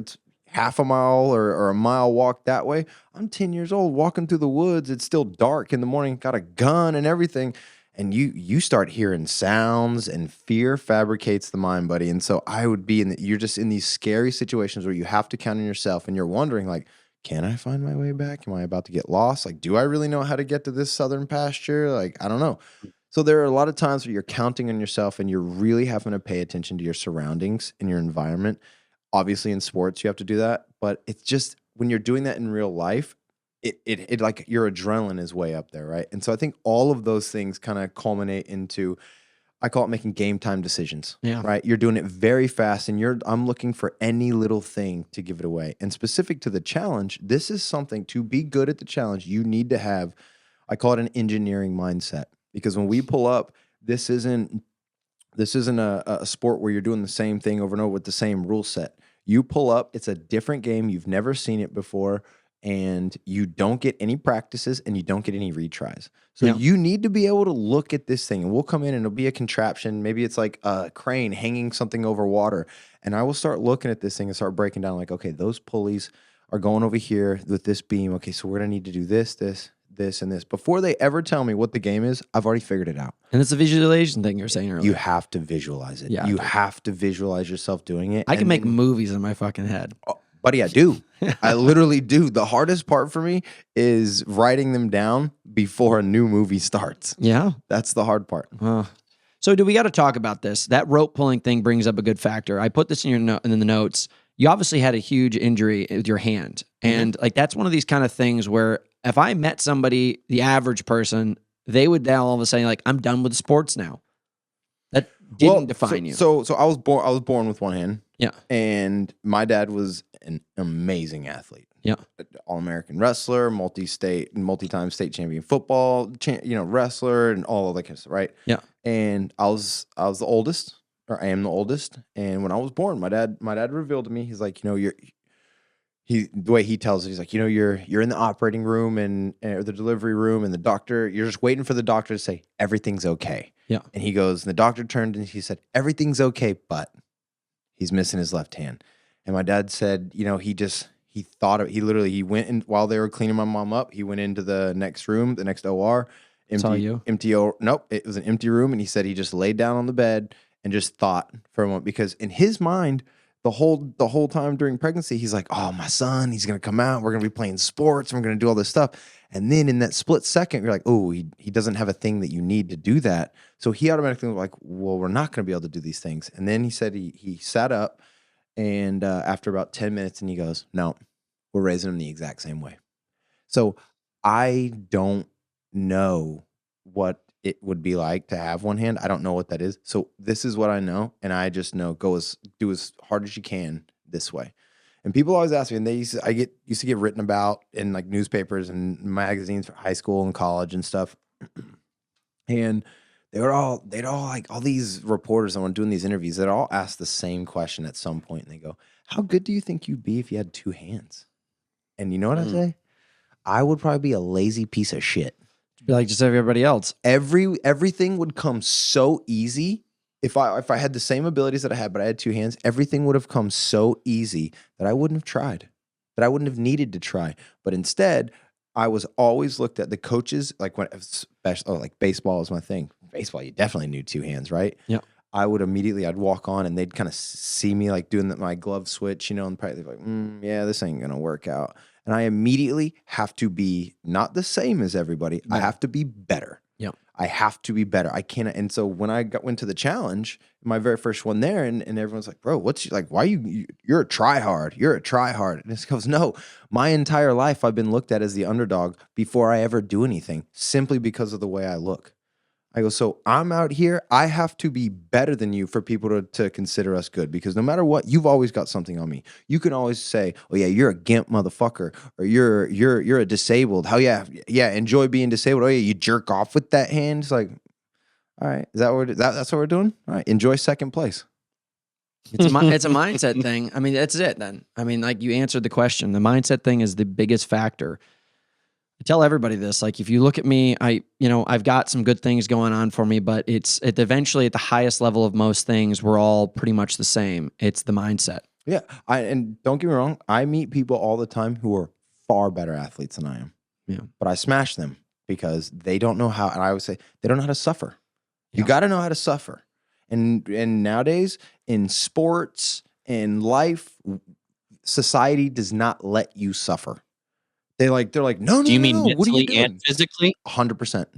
Mentally and physically. And like, I don't mean these like terrible suffrage things. I just mean putting yourself in the situation to be very uncomfortable, physically and mentally. To put your, like, bro, I'm so terrified of this Starvation Triathlon we got coming. I am spooked too. I'm way more scared. I'm about to go race this next weekend with some of the fastest cars in the world, with some of the best drivers in the world, on a track that like the wall is like 3 foot off the track.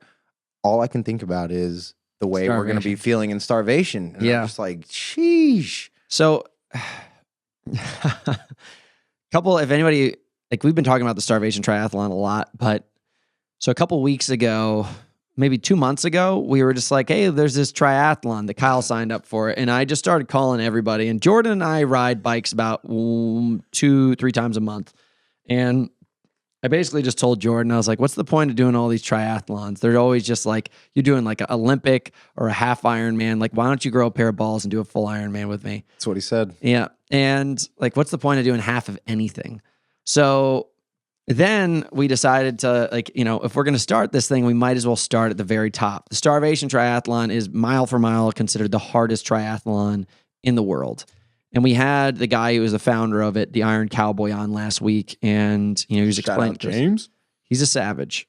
It was intimidating listening to him.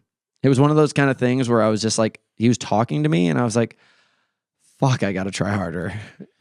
I know, you know, I get so torn, like, because there's like a point where I look at it and I'm like, are you just enjoying beating the shit out of yourself? Like, is that what you're doing here? I asked him, I said, what are your demons? And he didn't have demons. He said he's just grateful for the opportunity. And that's interesting. I mean, like, if you're grateful for it, you know, I was watching yesterday these guys who were doing yard work in Malibu, and they were hauling bales of hay that were probably 5 times the volume of the size of their body, up and down steep hills. And I was riding my bicycle next to him, and I was like, keep it up, brother. And he had the biggest shit-eating grin on his face. He's like, yeah, brother. Yeah. And I was like, God, he's just grateful. Like, this isn't a man who's taunted by the day and the work. He's loving it.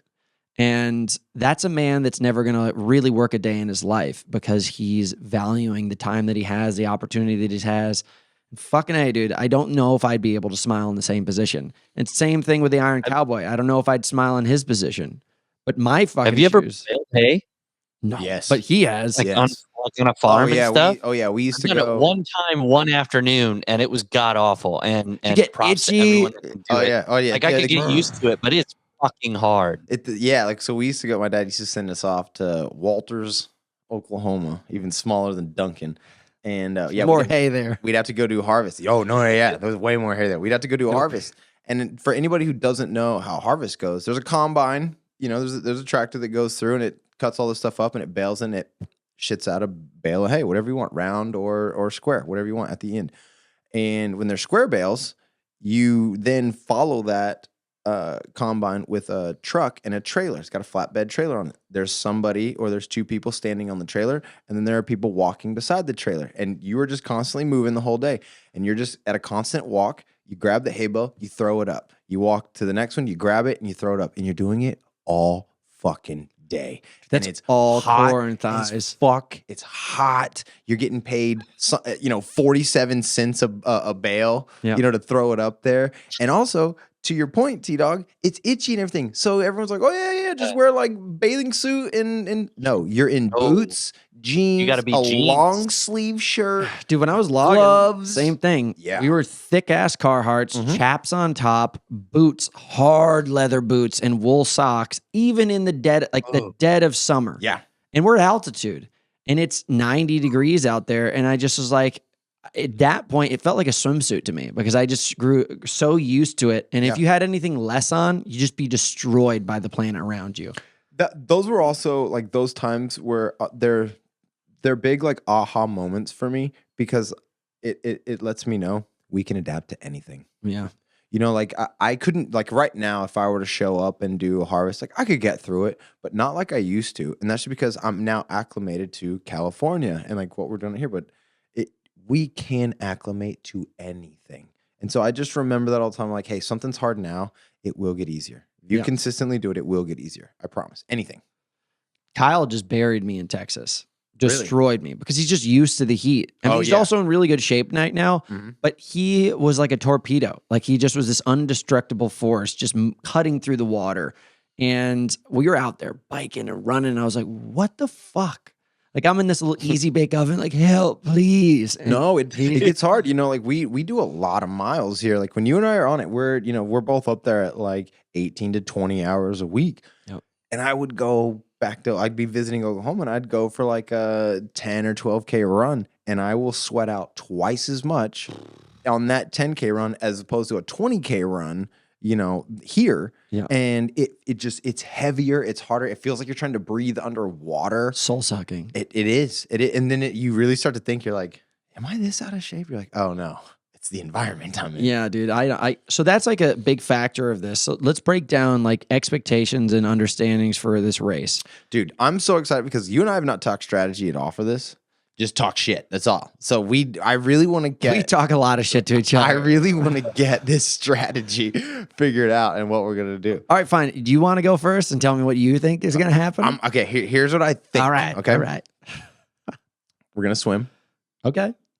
What do you think? When do you think you're gonna get out? Probably hour 10. Okay. Something like that. Yeah. Get out. I think the best thing to do, take a second. Chill. I want to let my feet dry as much as we can. So we'll wait on, I think we've kind of talked about trying to keep the group together for a little bit. Yep. Maybe start the bike together. Yeah. And then from there, we got to go on momentum. And like if our momentum's carrying us or, hey, even if it's reverse, if it's that I'm dragging, like don't stay for me. Like you guys do it because sometimes or a lot of times it is harder to go slower because you're just like more time under tension and everything. It's like your body just wants to go at this rate. So let's do the swim. I'm going to not swim in my tri-suit. Yeah. Because we have time. So I'm going to finish the swim, take the wetsuit off, and then putting on a tri-suit's really hard. Yeah. Well, it's also, you know what I mean? You're also like in a super tight, listen, in races that are shorter than this, seconds matter. Yeah. They no longer matter here. This is a finishing experience. Exactly. The main goal is finish. Secondary goal is I know James has got that little 10K side bet going on. No, there's no way. No shot, buddy. I mean, hey, I'm all for it and good if you can do it, but 14 hours. I think that's a great goal for us. 14 hours. I think what's cut off? 19 hours? Yeah. What's your expectation on the bike? 10,000 feet, 100 miles. I'd love to do it in 7 hours. Yeah. I'd love to do it in 7. Anything over that is going to really it's going to fuck us for the run. It's just going to be too much time under tension. I think the majority of that gain is in 2 passes. Yes, it is. So we're going to go up, like Guardsman Pass. I think that's like 4,000 feet. 6. Yeah, it's something like that. And then we go down. Yeah. We get some downhill. So let's get a breath. And then the last 14 miles. Straight up. Buddy. Yeah. We do it all, basically everything you just did over 80 miles. You just got to do that all again in 14 miles. So I've been picking up a lot of 5,000 foot days. Okay. And I'm feeling really good. I think the thing that like most people are not accepting is the muscle groups that are involved in climbing are so different from that of a traditional bike ride. Yeah. You're just doing that cross section kind of pump. People don't realize your hips because you're your pulling, back when you're clipped in. Yeah. It's for me, it's like hip flexors and keeping those things in because you're pulling your legs. People just think in bikes like, oh, you're just pushing down. It's like, no, when you're clipped in, it's all torque. It's a push and pull at the same time. So you're really activating the fronts of our hips.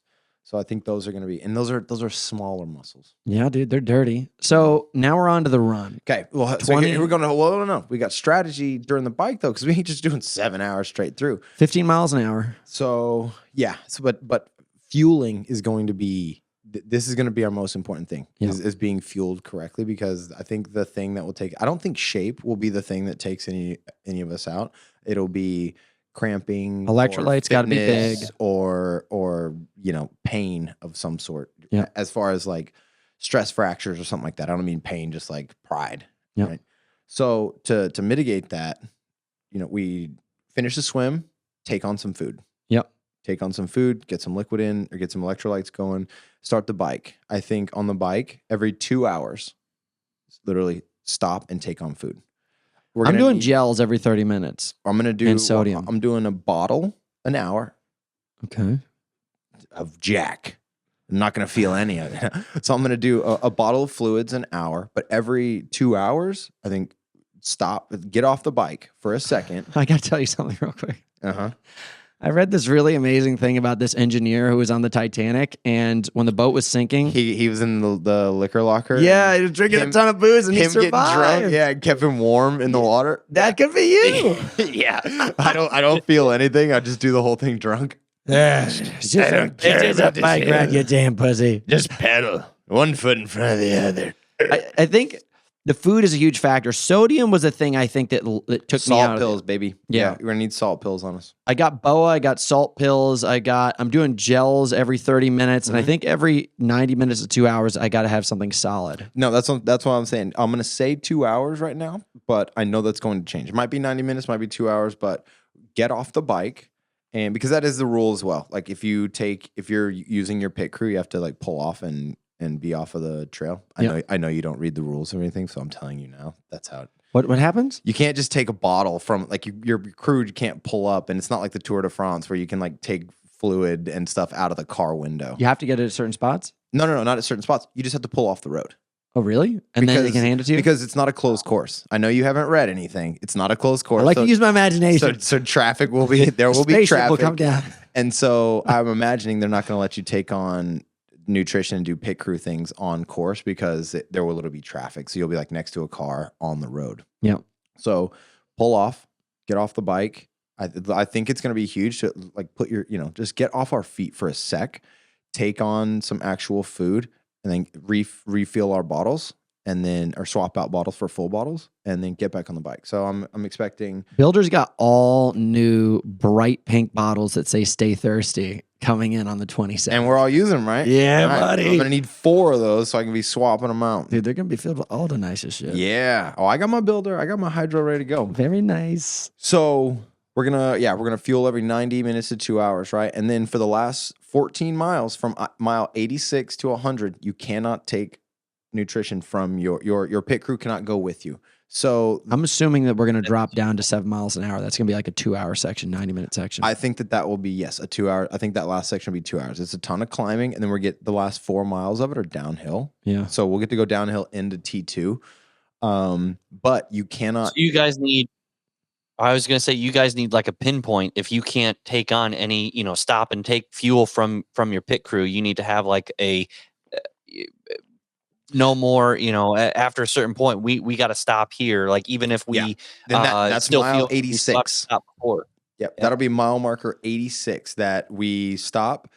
No matter how much time it is in between, we stop, take on what we need. Because for the next 14 miles, we're almost on our own. Starvation will have, race control will have, they said they're going to have 2 vans in that 14-mile section, kind of going back and forth. Giving out snacks? Yeah, that'll give out snacks and hydration when we need it. But High fives? You won't be able to, pats on the butt. You won't be able to use your pit crew until you get down to T2, right? And so then we get into T2. Here, I'm going to change again. Really? I'm going to take off our biking stuff. I'm going to put on more loose clothing for keep compression shorts on, but like I'm trying to get loose clothing. I'm trying to get Represent to send me. I had these special shorts made that were for World Championships. I'm going to try to get those. They're like big, open, flowy running shorts. Yeah. And then I'm going to try to do like a very big, flowy top. Yeah. Same. Bright white. So for the run, white. I'd go white, long sleeve, flowy, because when that thing gets wet, big hat. It is a nice air conditioner. Yeah. Right? It's like having a mister on you when that thing's such. And I work out already. Like I said earlier, I judge my workouts by the amount I sweat. Right, because that's like my meter. So all of my workouts I do in long sleeves or sweats. Who's gonna be the pit crew to lube you up? Like, you got to grease the grooves, the grundle, the bee-hole, the feet. Yeah. So here's a little trick. In your wetsuit, coat the inside of your wetsuit with baby oil. Ooh. 1, it's easier. It's way easier to get on and off. Yeah. 2, when you take it off, your skin is now coated in baby oil. So that's nice. So the sweat and everything wicks right off. Nice glow. Ooh. Get a good tan while we're out there. You're gonna need Vaseline in the back of your neck before the swim. Yep. Because we rub on the rubber of the wetsuit. It's all, I don't get any action up top or my pits. It's usually just down here in the beef factory. And I made a joke about that the last time we rode when Paul was like talking about Ironmans. I go, honestly, dude, the only thing I'm concerned about with getting conditioned is my gooch. I know, dude. To do 100 miles on just rubbing that thing in there, like just leathery. Buddy. Yeah, we're gonna come off the bike running bow-legged for sure. Okay, so let's talk about the run. Have you gone to where it's like, how bad could it get if you didn't have? I've had bloody thighs all the way to my butthole. Yeah. Oh yeah. Like it can be blowtorch. Bad. It can. Yeah. Like I mean, it gets raw, and it's also you're sweating. So the skin, and you just came out of a swim. The salty grundle. It never gets dry, right? And wet skin is just so much easier to blister and things like that. And so you just never get dry. There's bacteria. In Vietnam, they're like, change your socks. Same thing. Here, you got to change your girdle. I know, dude. Okay, that's a big reason why I'm gonna actually do changes. Like when I come out, I'm gonna put on actual biking stuff. So it starts off dry, and then when we go to start the run, I'll put on a new. I'm not gonna run in the same thing that we've been going in because I want to feel fresh. I want to stay good, right? Are you gonna try to do the white course or the black course? I have to do what the group does. So we're going black. Yeah, been that way my whole life, black, bro. Baby. Yeah, welcome to my world. Well, so 26 miles. I thought 25. That was a stopping point. It's like if you get to a certain point and you don't make the cutoff, you get the white shirt. If you make it past a certain point, then you do the white course and the black course. Yeah, but you have to speak it outside into the world. You are going to do the black course, or it's not going to get done. Oh, I thought it was a thing of like, are you doing the long or the? No, I mean there's like a fork where all of a sudden you can choose to go back into town or go over the big pass at 11,000 feet. Oh, so it's everyone's choice. Once we get there, they're like, okay, assess how you feel. There's like a fork in the road, from what I understand, at a certain point. Ugh. Yeah. Ugh. I would much rather just be forced to do something from the beginning, because if you give me the opportunity to think about it for about 102 miles worth of work. Yeah. Well, that's what I'm saying. That's why we have to say it right now. So when we were out running in Texas, I was totally fucked. And we were going to do an out and back 3 times. And then we got going like 2 miles out. And I just said, fuck it. We're not turning back. We're going to keep going an extra 3-4 miles from here and then turn back, because I just know that if I go back, I may not leave again, because I was already dead. I was shitting on the side of the road. I was like dehydrated. Like everything was going wrong. And I was like, I want more. Yeah. Daddy wants. You're a sick man. Daddy wants the whole pie. So yeah, we have to make that statement out loud. White course is not available. Yeah. I mean, and that's, we're going to do our best. It's going to like, the hard part is like, I hope we're able to stay together as long as possible, just encouragement and like have that little conversation and things every now and then. Cause it's a lot of time sitting to yourself. Can't listen to music. Yeah. Like we just have to stick together on the bike. Yeah. I don't mind if getting there ahead of people on the bike and then like setting myself up and then setting them up and helping them get ready for the run. Same. Like it doesn't bother me, because if we get that like 14 to 15 hour finish time, for me, like the big accomplishment is not only succeeding in it, but if I finish it, I will be the heaviest person in history to do it. Like that to me is no one over 200. Yeah. So I got on the scale yesterday at 198. So I'm back up to like fighting weight. I just need to keep on like eating a little bit more ice cream at nighttime to get it going.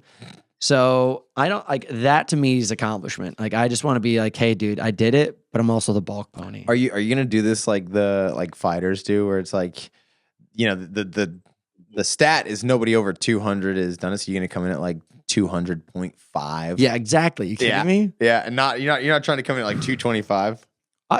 Dude, I've got like veins coming out of every part of my body right now. And I'm leaner than I've been in a long time, which is odd, because like I don't know how I'm sitting at 200, but I'm there. And I think if I just keep on eating food and just staying healthy, that I'll be ready for it. Listen, man, you're doing literally fat burning stuff now, right? Like your heart, keeping your heart rate in that like 140s range for long periods of time. You're just eating that fat on you. Yeah.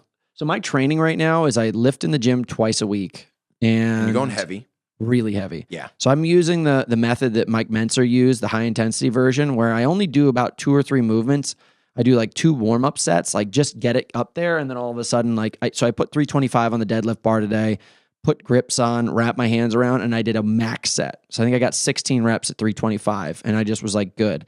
And then I went over to the bench press, and I did as many reps as I could. I got 18 reps at like 100 pounds in each hand. And I just fucking killed myself. Like this like regiment is my favorite. You know, throughout the years, you like me, we try all different things and like find what works. For me, this right here, what you're talking about, works the best. It's basically endurance training most of the time, and then 2 days a week. Go hard. Weightlifting. Go hard. Yeah. Olympic lifts, go heavy, go hard.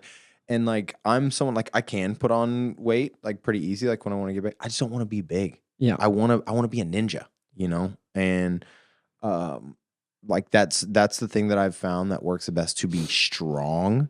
And I like being the strong where people are like, I didn't expect you to be that strong. It's like, yeah, you know, like the density. That's what I like, instead of just being jacked. I'm having this trouble, some ego shift or rift right now in myself, where it's going to probably be my last season coming up unless something crazy happens to change it. And I know the records that I want to walk away with, and to really hit the records, like I want to set the Murph world record again. I'm going to set the Murph world record again. I'm going to set the HYROX world record again. But to hit a mark, that high water mark that everyone's like, how the fuck, like there's somebody up there, I have to be lighter. I have to be 192 to 195. Yeah. But every single off season, I bulk the fuck up. Like I was 216 in January last year. I was just this big, thick pig, and I was bending steel. I was so fucking strong. I was like, yeah, bitch. And it felt so good. And when I got to World Championships, I was like, you know what? Great job. You won, but you didn't win the way I wanted you to. Mm-hmm. Like I wanted something else. I wanted some more juice out of the squeeze. So I'm having this really favorite weight to be at. I would be an unstoppable at 192. Like no one would. I mean, nobody's got a fucking chance right now. Let's be honest. But the version of Hunter you're looking at right now versus 192 Hunter would just be a different world. I would just be like fighting like a regular guy versus a Super Saiyan. And I'm having that conversation. If I could just put my ego to the side for a year, it's all going to happen. But I don't know if I got it. I don't know. I love.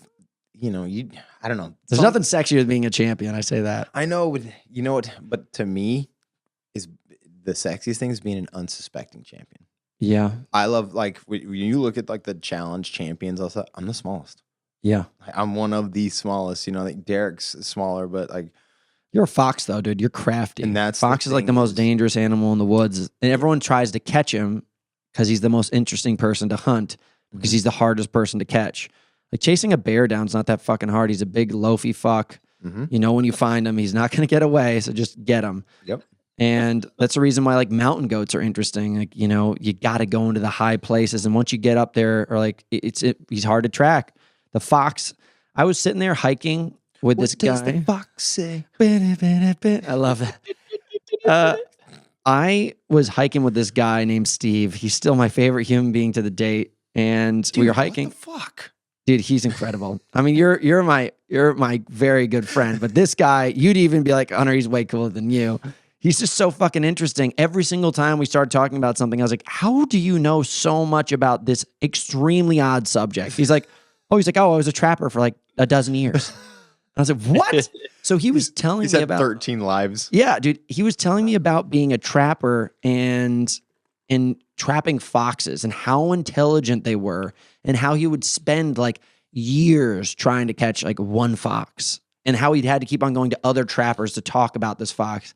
And then it made me really just think, and I was like, God, the fox is actually really the most powerful animal that I know out there, because you can catch a cat, you can catch a bear, you can get all these things, but damn, you can't catch a fox. Mm-hmm. And he's going to be the one who just that elusive. Oh, dude, they're geniuses. This guy said that the fox literally could set off any trap that he had, and he had to get so good that he had to put on gloves, but then all of a sudden he recognized the scent of the gloves, so then he had to put on a thing over that, and he said it was just so intelligent, and then all of a sudden he recognized he had to put on special boots out of the car. He had to get out and step into his boots out of the car because they would bring scent from the house of the dogs. Like, it was insane. And he could not catch these things. And then all of a sudden, once he got the formula down, he could catch it. But at that point, it was like a Harvard level PhD on fox catching to catch fox. And like, that's what I would say about you, dude. The reason why you're so unique, you may not be the biggest, you may not be like the strongest, you may not be the fastest, but you're the fox. And like, I recognized that when I was competing in Broken Skull Ranch, I was always the guy at the disadvantage. But like, I remember one time I told everybody that I wrestled against this guy who was far stronger than me. I had to use the skill of the possum. I played dead for the entire wrestling match of him just beating the fucking piss out of me. And then I just listened to his heart rate and his breathing. And I was like, now it's time to strike. Go now. Yeah. Yep. You're playing dead weight. Yeah, dude. But that's the same thing for you. When you're talking about pulling that rope, you're like, this dude's going to fucking pull in 3, 2, 1, let go. And I knew you have to make that, you have to throw your ego out. You know, a lot of people like to come in there and they just walk in, they go, I'm going to smash. I'm going to smash. I'm going to smash. I walk Those in there are the easiest and I go, people to beat. He's better than me at this. He is better than me. So you need to figure it out. Yeah. And, you know, and then you just start figuring it out. And I knew this is not going to be quick. This is not going to be easy. And you're going to, my whole thing is take them into deep water. Yeah. Right. Everyone can swim in the shallows, but let's make it even when we all go out in the deep, you know. Sorry, I had to get that burp out of my system. It's okay, man. So what's next for you, dude? Like you're a fucking star. Like that is fun to witness. I really do like witnessing people who are really good at their craft. And are we going to go into what the expectation or preview is for run? Because you've got bike expectation and the run. Swim expectation. I think 5 hours. I'd love, 5 hours. That's what I'm thinking. 5 miles an hour. That's not that crazy. We're talking about 12-minute miles. Mm-hmm. Yeah. And that's going to be a keep moving thing. Yeah. Just keep moving, because once you stop and everything starts to slow down and your heart rate slows down, it gets up. Yeah, it's keep moving, and it's going to be take what the terrain gives you. Yeah, dude, enjoy the downhills. Mm-hmm. Just enjoy the downhills. We're going to get poles after this. I'm setting myself up for poles. Got to have the right shoes, all that kind of stuff. I'm going to do a shoe change in the middle. Really? Yeah. You got that opportunity? What do you mean? I didn't know we could do a shoe change in the middle. Why can't there's an aid station that we can bring our stuff to? Because I think you're out in the middle of fucking nowhere, dude. You're going to have your pit crew. All right. I didn't know. There's certain parts. Meet you anywhere. You just have to stop with them. It can't be like a. I thought for some reason there's a major chunk that from 4 until like 18, there's no help. No, it's not. I'm pretty sure he said that. There is a big chunk. It's a 14-mile section. Maybe so the run start. What I've seen on the course is the run starts 4 miles downhill, and then you go into like 14 miles. That's just like trails and uphill. Yeah. And maybe it's that 14-mile stretch that we like can't take on anything. But at some point, I'm going to change shoes, because I just really think that our feet are going to need. My feet are going to want to change of like position, right? Okay. Like each shoe. Like I'll probably take a Nike and an Asics or something different. Trail shoes, right? Yeah, trail shoes. Okay. Or actually, I'll be using my Speed Goats. Okay. Right. So I'll probably take some. After this, we going shopping. Yeah. Well, exactly. But I just want my feet to get in multiple positions and not stuck in one position, because I want them to be able to move. That's going to be a big deal. Is just because your muscles and everything, they kind of stop working as much to protect your skeletal system when you're super tired. So it's going to be just trim your toenails, put a bunch of lube down there. Like that's the best thing I can suggest to anybody. Take care of your feet. Blisters and stress fractures and things like that are like the number one things that I like want to look out for. Poles will help with that. Poles will help. Majority of the race is on a ski slope, right? Yeah. We start at Solitude, which is a ski resort. Yeah, I grew up going to Solitude in Brighton. Shout out. Big deal. Yeah. But we start in Solitude and we end in Park City, which is a whole nother ski resort. It's going to be a rough day. Yeah. So yeah, fill me back in, dude. Like we're now at this part where you've just been an absolute dominant champion of the show. Like how much longer do you think you're going to run this thing? Like I don't know if you even have a timeline for it. Like what's the design of your life at this point? Because it's very interesting, but do you have even, like I'm having the conversation of when I'm going to retire. Is that even a consideration at this point? For me, the challenge I've always viewed it as like this thing that I'm so lucky to do. and I know it will not be forever. In this moment in time, the franchise is just exploding. Right, Viacom and CBS merged a couple years ago, and CBS just loves the challenge, and so we've got all these new spinoffs and everything. So it feels like the franchise has like a long history ahead of it, but at the same time, it's show business, and the entertainment industry is crazy, and so change it anytime. Exactly, well, the Jersey Shore people are still making yearly shows or even season by season. They're going on vacation, and Samantha's coming back, and now that's a whole new element, and they're still running it from like 2010. They've been on the air. Will you explain to me why the hell these fuckers won't let me on your show?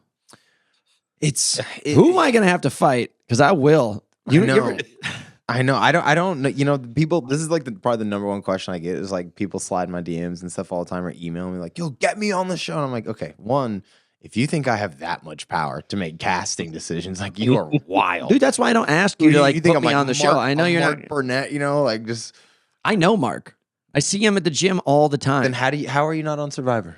Dude, I have conversations with him. I was like, one of the first times I ever met Mark, I was like, yo, do you know I'm hosting it? Like, I've seen all the stuff you've done. Like, I host a television show traveling around the world doing like all those kind of races. He's like, cool.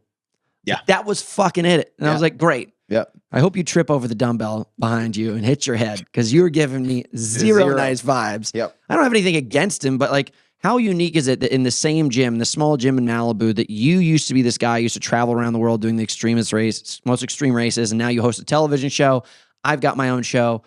We could vibe a little bit right now. Yeah. But you're giving me zero. Yeah, I'm best friends with this trainer. In his world, every other person comes up to him and goes, I'd be perfect for your show. No, I didn't even mention that. I know, but he knew what you were talking about. We're just shooting the shit. I know. If you come up to me and say, like, hey, I do high rocks, I'm like, that's awesome, man. Congrats. Like, cool. Like, when's your next race? That's what a human does. Right. But you wouldn't immediately go to, oh, yeah, well, then come be on my show or come do this with me. No, I wouldn't expect it. It's just funny that I see that guy in the gym and I'm just like, all right, I guess this is just it. Yeah. I mean, is this the case? Is this the reason? Shout out, what they don't want Hunter because he'll be too dominant. They've seen Broken Skull and they aren't ready for such a dominant force coming through. I mean, Jordan's won it 4 years in a row, but I'm not the biggest. I'm not the strongest. I'll tell you, like, yeah, if Hunter and I were in the gym, Hunter's gonna smash me. The issue with the challenge is, you don't get to you get no practice. Yeah, you have no idea what you're gonna do, and you get no practice. It's not just run down here and do. It's not just physical. It's mental. It is so mental, and I fully respect it. Wonky things. I mean, come on. One of the things that we do every year is trivia. Yeah. That's what people said. Like, you dominate. How savage you are, but what if? Okay, so if I'm literally if this was my game and you were on the game, I'm literally waiting. We call them equalizers. We have some very physical challenges, but every now and then they throw a challenge. Do the puzzles and shit like that. I have no clue what's gonna happen. Exactly. Like, if you gave me a Rubik's Cube, I would have no clue if I would do well against you. Right, and that is that's why we call them equalizers, because like this could be a stud. So, and we come up to a challenge where it's like it's a puzzle or something. So you don't win and you're not safe. Well, then we're gonna put you in, and then you could go into an elimination where it's a puzzle again. Yeah. So it doesn't matter how much you bench. Like, look at all these dudes that I go up against. They're all stronger than me. They're all bigger than me. Josh on the tug of war. Yeah. Josh is 6'3", 230. But you're the fox. And he should have been able to pull that rope. And he was able to literally, like, he could just go, and like the rope would just slide through my hand, you know, and whenever he wanted to, and he'd do a bit, and I'm like, all right, well, that's what it is. So I knew I had to outsmart them. And that is the thing is, people always ask me what's it take to win the challenge? I go, luck, a little bit of luck. You got to get the right elimination, the right person, because you could get the wrong elimination against the wrong person. You could get a dude who's a scrub athlete, but he's smart. Yep. And you're doing a big math problem, right? And like all you had to do was like go underwater to find all your numbers. You might have found your numbers faster, but he knows the math problem. Then he just smoked your ass. You know, people all the time, like the athlete gets to the puzzle part and then they get stuck. And then this like brainiac or whatever, who's like a very mid athlete, they get there and they're like, oh, So it makes the show interesting. Exactly. Anybody could win. So what's the next step for you? I mean, are you planning? I mean, you're like, we didn't even get into this, but like, you know, you've got race car driving, you've got your own production stuff, you've got. Are you a singer too? The work song? Yeah, you know, my ex was. I love music, and There we go. Is this you? Yeah. Yeah, I got a couple songs on Spotify, bro. Really? Yeah. I know nothing about your life. So 92,000 plays on this song. you know, Savage. I know. Little side income from the music. No, just kidding. Millionaire. No, it's the challenge, to go back to like the challenge is something I've always seen is like this is a great opportunity and it's awesome to have there. But I am so focused on and that was never a dream to be on the challenge. It was just this amazing opportunity that's come up and it's blessed me in so many ways and like thrown me into these other industries that I can have a little leg up. I'm not blind to that, you know, like it's hard to become an actor and a producer and things like that. But if you come from a portion of the entertainment world, it helps. And I've always wanted to do that stuff. So for me, I'm going to take the challenge as it comes. Most people don't know, I say no to the challenge way more than I say yes. Had I never turned down a show, I'd be on like They got to come to daddy. 16 or 17, you know? Yeah. But I say no because when you leave to do a challenge, you're gone for 2 to 3 months. You have no connection to the outside world. So it really puts a pause on everything in your life. And I just have so much that I want to do, you know. So what's some of these outside focuses that I want to know about? Yeah, no. So I own a production company and we make our own, and I love creating, whether it's building things in construction, whether it's making movies and videos. I love doing commercials. Like I've made commercials for Microsoft and T-Mobile and these amazing companies. And we've done super cool stuff. So I love doing that. I love building things with my hands and just figuring problems out. And that's what production is. You're just constantly figuring out the problems of what you're doing to try and get this product. So I just shot a movie in Boston 2 weeks ago. You a gangster? You like & Escobar? No. This is the one that you were in the jail? Yeah. I was in the jail. I put clips of that. Yeah.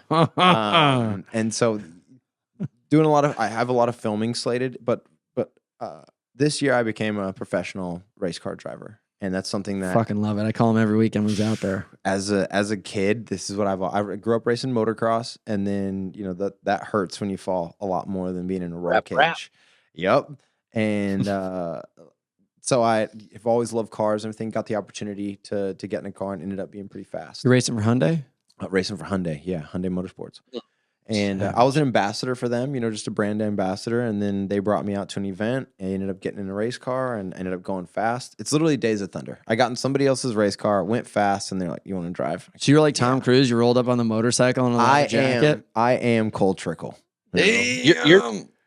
You're this day and age Ricky Bobby. Yes. I want to go fast. Dude, they know that scene where they're in the wheelchairs in the hospital? Racing? Yeah. That's us. That was gonna be us. That's gonna be us after Starvation when we're getting wheeled out of the hospital after our kidneys. Such a good movie. Why don't they make movies like that anymore? I don't know. Yeah, and you know, Tom Cruise had a hand in like writing that film too. So. Dude, Tom Cruise is the greatest person in movie history. So going back to the challenge again, whenever we pull up to like, we do some pretty cool like action hero things, you know, some stunty stuff. And every time we pull up to those, I literally look at everybody. I go, "Well, everyone, today we get to be Tom Cruise. So enjoy this. Win or lose, enjoy what we're doing because we work with the best stunt team and the best rigging team in the world." Yeah. Our team worked on the Matrix trilogy. They worked on Nolan's Batman. They worked on Mad Max. Wow. They are the guys. So when we get thrown off of buildings and when we're jumping from semi-truck to semi-truck going down a tarmac, I feel super confident in the team that we have to just go out there and compete. You know, and I always say, I was like, "Yo, we get to be Tom Cruise today. We get to be action heroes today. So just enjoy this." Fuck yeah.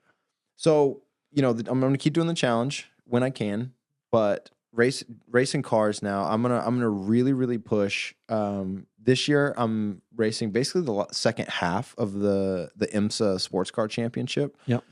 And it's a very low expectation season. Hyundai and the 𝗙̈ Motorsports team, which is the team I'm racing for, they said, "Go out, learn, and just have fun." And what's the level you're aspiring to get to? I mean, we're at the highest level of sports car racing now. Yeah. I'd love to dip my foot into NASCAR. Doing ovals, I think, would be kind of fun. And just, I want to get really where I want to be is GT racing. I think it'd be super awesome to be doing the European series, getting to travel the world. Is that like supercar level, like GT3 type stuff? It's exactly what it is. Yeah. So, you know, it's Porsche, McLaren. You know, Porsche runs their GT3, McLaren runs the 720S, Lamborghini runs the Huracan. Acura runs their NSX. It is the supercar series. Ferrari runs their SF90 or the 488 Pista. So yeah, I'd love to get there. And there, go ahead. Oh, go ahead. Ford versus, I was gonna say, Ford have you versus seen Ferrari. Give me a chubby. off-road Lambo? Yo, I've seen that thing. I gotta get one for the ranch, right? Yeah, that's the only thing you can get up to my house with a V10. And so to your like that's a great point, T-Dog. It is.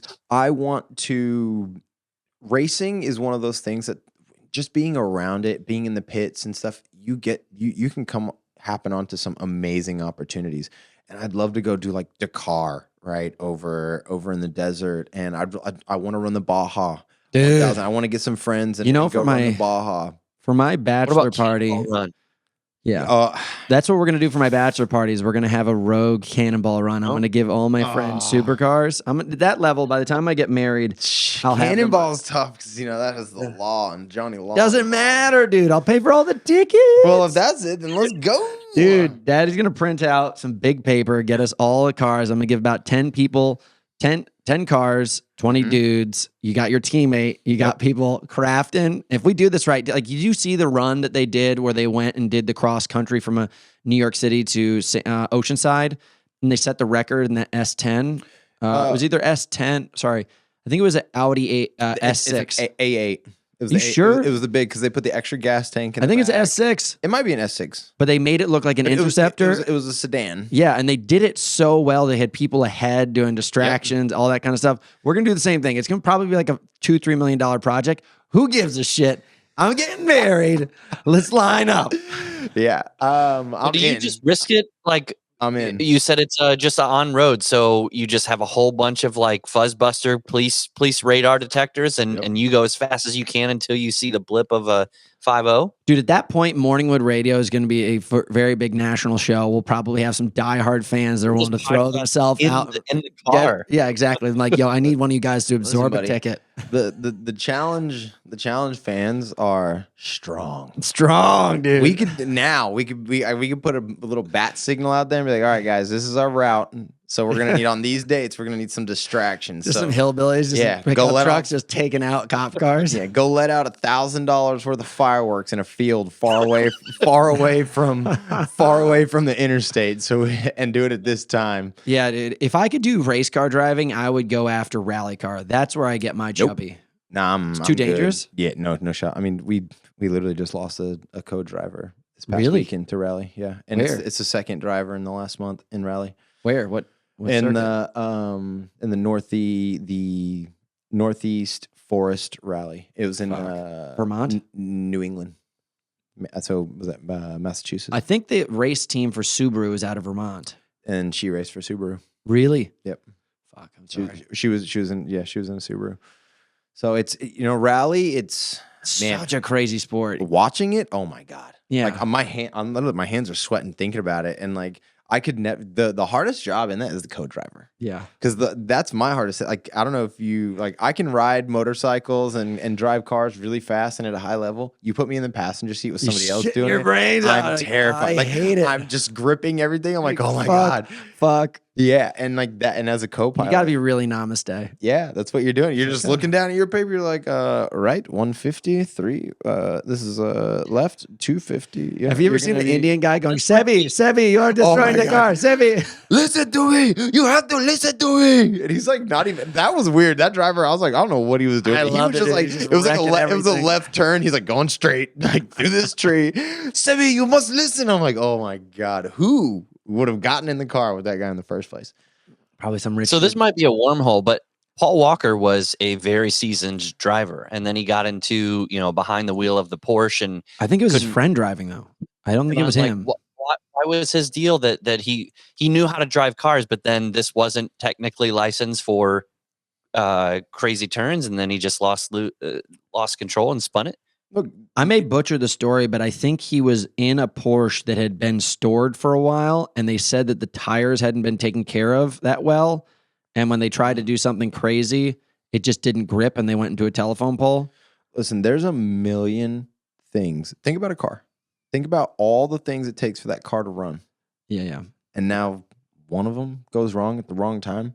Also, We watch every week. We watch the best drivers in the world. F1, NASCAR, Still rally. They still fuck up. Listen, when you are driving, you are playing with the limit of yourself and the limit of the car. And every single day, every single lap, that limit changes because your tires are not the same as what they were on the last lap. The weight of the car is no longer what it was, right? You've lost fuel, right? Your tires are wearing down. Everything changes. So you could be taking this past weekend, literally same thing. I've been taking this turn. I'm running second place in the race. Had been leading for a couple laps. Come around a corner. Had been taking the line all day. Had been doing this corner all day, all out, and the tires just weren't there. And this is the rear end just goes a little bit. It starts sliding, and now I'm doing 360. When you come back out of that 360, I'm heading straight for the wall. It's just you're on the limit, and people You're on the red line. You are literally just playing with that envelope, and that's what you have to do. If you don't, you have to know where the limit is to know how to get there, right? And so if you are not spinning the car at a certain point, obviously you don't want to do this in a race. You're never going to get to the next level. You don't know where the point is, so you have to get there. And there are too many people in this world that are afraid to even find out. Yeah, dude, that's what I was just physically and mentally. I posted about this earlier, just about in the gym. I was absolutely wrecking myself, and I was like, most people will probably look at this post and think that I'm crazy. But then on the other side of the wall in this gym, I've got 10 world titles and 6 world records. Mm-hmm. I have broken myself so many times trying to figure out how to get past. And you have to crash your body, crash your car, crash your business, hit bankruptcy, whatever the heck it is. You have to find those limits, or you're always going to stay in the safe zone. Yes. And nobody ever makes something incredible happen in the safe zone. Nope. I mean, listen, there may be this thing where all of a sudden you stay in the safe zone and over time you slowly accrue things, but you're never going to be considered one of the greats in that space, unfortunately. And people get hurt, people die, people go bankrupt. I mean, that's the story, because it wouldn't be interesting if it wasn't challenging, it wasn't scary, if it wasn't life-threatening. Something I always say, and you can apply it to pretty much everything. Usually it's in the talking about money or something, and I always say, hey, you'll always make more. Yeah. Whether it's memories, whether it's money, no matter what it is, you can always do it again. You can always make more. Dude, the world's a game. There's so many reset buttons. Go for it. Yeah. Go for it. I'm 33 years old, and I feel like at this point I've lived probably 5 different lives, and I'm ready to do another 30 of them, because I want to try. Earlier in the show, you said, what gets you up? And I said, I don't want to be ordinary, but I have things I want to try. I want to do these things, but I know for guys like us, we don't just I'm going to dabble in this. I know that. And so when I go into something new, like triathlon, yeah. I literally had never done a triathlon in my life. And then all of a sudden I was like, you know what? I'm going to do a triathlon. Finished second overall at that one. And then immediately went to U.S. Nationals. Yeah. Because I'm just like, well, if we're doing it, I'm gotta go. doing it. Yeah. And that's in everything I do. And so I that's think a lot of people think like that. I want to know. I love this saying, Hunter. Sorry to cut you off, but I love this saying. Hard times make hard men. Yeah. Hard men make easy times. Easy times make soft men. Soft men make hard times. Hard times make hard men. We're in a time right now, it's easy times. And most of the product that I'm looking around at, they're soft men. Yeah. And that's man. I'm just saying man. It's soft. As a society, we are soft. Yeah. If I can't DoorDash it, I don't want it. If if it ain't handed right to me, then I don't want to go get it. Yeah, the next generation is going to be scary. I think they're just in this place where everything is electronically delivered. Instant gratification. Yeah. They're only doing things. Not everyone. There's outliers, but for the most part, people are doing things for recognition. They're doing things for fame. And Alex just said Morningwood Radio is full of hard men. That was a good one. So yes. That being said, you're taking this time to do the Starvation Triathlon. You're a race car driver. You've got it all. If you could lay down on your ranch, I was picturing this actually when I was thinking about it. Do you remember in that movie Castaway, the very end where he delivers the package to that woman out there on that farm? Yeah. I'm imagining you're going to live somewhere like that. Yeah. Way out there. The only difference is that on my farm, instead of agriculture, it'll be there's a racetrack over Yep. there for the cars. There's a You'll motocross have it all, track over but that's the there. dirt field I'm going to have to drive through to get to you. Yes. Yep. Yeah, yes, you will. I'm already looking for land out in Oklahoma and Texas now. I hope you find it, dude. I'm going to come visit. Come on. What do you want to be remembered for, and how do you want to kind of, how do you want to cast out those last days? What are you going to be sitting on the porch thinking about? Looking back on. Oh yeah, all the lives I lived. I want people to like. I don't care if it's like he was the greatest in this or great. I want people to say that dude lived. Yeah. That dude did it. He did that triathlon. He tried this sport. He tried that. He failed at this. It was hilarious that he failed at that. It was amazing to watch him triumph at this, but the dude lived. He failed, he succeeded, and he moved people around him. There it is. I want to help people. Like, it's hilarious. We're on the challenge. I'm the biggest cheerleader. Not only am I the toughest competition, I'm the biggest cheerleader. I will tell everybody how to do the challenge. I'll tell you the best way to do it because I want everyone to do great. Everything that I do, It's not fun competing against great. people that are not in a good position to do well. Yeah. It's not fun to beat somebody or chew them up and they're not in a great position. I want to move people. I want to be able to see me, and I want people to say, well, if he can do it, I can do it. Yeah, go do it. Please go do it. Everyone go out there, suffer a little bit. I always say this, you'll pass out before you die. Yeah. You'll find out. Oh, dude, I'm excited about what's going to happen next. You've been a great friend of mine for a long time, one of my best training partners. We've definitely gone through some hard stuff, but I think this is the first time we've ever come together and really tested it. Yep. So, I mean, like, I will accept failure if failure is the only option, but I don't think it's the option for us. No, I don't think so. Yeah. And I go into this thing with fear and hope. I think that's a beautiful place to be. If you're not in a place where fear and hope are combined, like absolute fear, that's a shitty place. Yeah. Only hope, you're probably in too soft of a place. Mm-hmm. If you're combining the two of them, you're pretty fearful, but you're pretty hopeful. That's a beautiful place to be. Yeah. Oh, I'm terrified. Yeah. I know it's going to hurt mentally. We're going to go through it. We're going to have times of being like, what the fuck are we doing this? And then we have times like, this is fucking wonderful. Yeah. And then right back to why the fuck do we do this? But it's what it is. Hey, speaking of what 𝗟𝗏𝗏 said, cramping and you going through that this last weekend, he brought up a point and he kept talking about it, hammering it about swishing around in your mouth pickle juice. Are you going to have that on hand? And I didn't realize how important. And he's like, you don't got to drink it. You don't got to swallow it. You just got to swish it in your mouth. And then it like, you don't remember this? It triggers the mind to not go into cramp mode. And he's like, if you're going into cramp mode, you haven't done XYZ. And then, so if you swish the pickle juice, remember this? I hear about pickle juice all the time for cramps. And I don't know if, I'd rather bring a meth pipe. Obviously, Rich Froning. I watched a video a couple of years ago where he and some buddies, they went and did an Ironman, or is it an Ironman or half Ironman or something like that. It was a big triathlon, and those are big dudes moving around, and beefy. The whole night before, they're all like sitting there with their they're all just drinking pickle juice, getting ready. So apparently, it does help big time with cramps. They all cramped, but they weren't drinking it during. It's the acidity. Yeah, it's the salt and the vinegar that's in there. It tricks your brain. I don't know. I mean, I think there's going to be a ton of different things that will get you. I think, the cold, a mixture of everything. I have my own version. It's going to be cold up there? No, I'm saying like if you can combine cold, like if you can put cold up here on parts of your neck while racing, all of a sudden it will drop your core temperature down. Oh yeah. Managing core temp. So there's a ton of studies that have come out in the recent years that it's like actually you perform way better in the cold. Yeah, of course, dude. Even though you feel better in the hot, but you perform way better. Just your core temperature, dude. When your body starts to overheat, your capacity starts to, basically overtaken. You cannot hold capacity at high heat, and that's why you sweat. A company gave us just a bunch of these like ice cold things you can put underneath your triathlon suit. I'm not going to mention the name of the company, but it did not work out. It was kind of a piece of shit. No, yeah, we actually use in race car driving. In the race cars. That's what he was pitching us. Cool suits. Yeah, he was pitching us. It did not work. Our buddy was in Texas, and he said it went fucking full blown room temperature in 20 minutes, and he had it in the freezer the whole night before. But I know it works. So we in the race cars we use things called a cool suit because I do endurance racing. So the race is either 2 hours or 4 hours. Now in 1 hour of racing, it's 140 degrees, roughly average of 140 degrees inside the car. Yeah.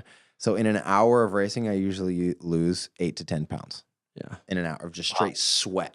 And so you're just sitting, you're in your full Nomex, lawn johns plus a race suit over that, plus your helmet and balaclava, all right, which the head sleeve. So you're just pouring sweat, the whole thing, your entire suit, everything's soaked through. Gross.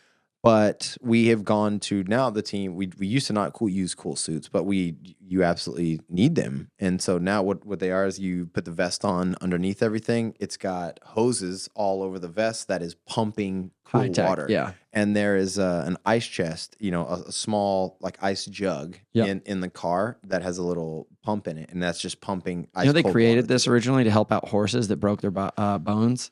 Makes sense. Yeah. So we're ending things here now. We've been rocking this thing for about 2 hours, which is definitely our max level. Where can people find you? What do we expect to see you in next? Like, what do you got going on so that our fans can become your fans? Yeah, I'm easy, man. Instagram and YouTube. That's where I'm at. That's where Big Daddy's at. Yeah, I don't have time. I don't have the want to do all the other stuff. But YouTube right now. Are you on Threads now? No. Fuck Threads.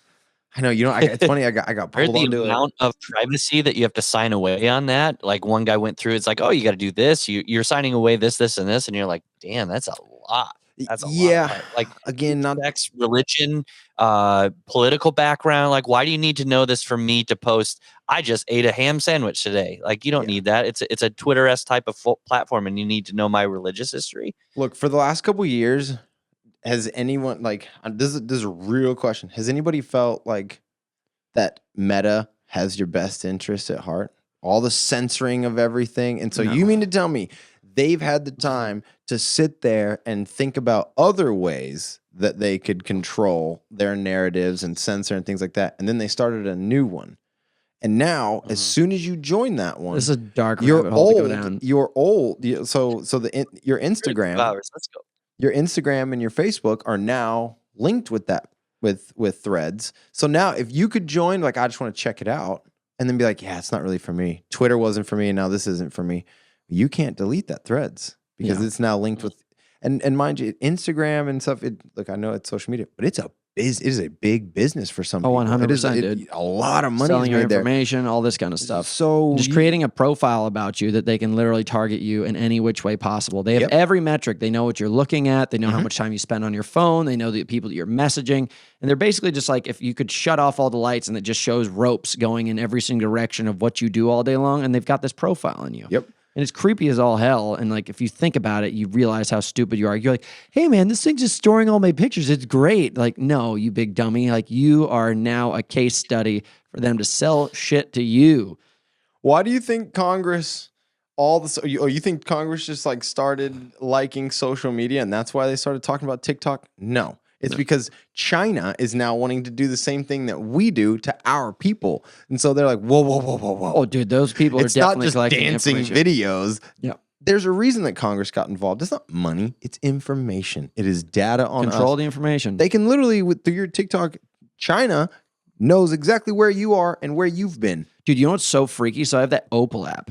And Opal is this thing that censors the amount of time you're on your screen, and you can specifically select apps or categories to control and basically keep you off of. So this, I got to take this call in a second. Basically, dude, this whole thing is set up where I now can see that TikTok is still tracking my phone and running it all the time. You got to ask app not to track. Yeah. That's what you got to do. I don't know how to fucking do it. Guys, I actually have to bounce. This is a call that I've been waiting for a long time. Morning with Radio, I love you guys. Dude, Jordan, I've had the greatest time ever. This is the longest running show we've ever done. I will catch up with you guys later. I'm over and out. You guys will see us at the Starvation Triathlon. 2 fucking weeks. You're looking at 2 beautiful finishers. See you, boys and girls. It's going to hurt. Go do something fun today. All right, boys and girls, out. Later. Hey, T-Dog, great chatting with you. Great to see you.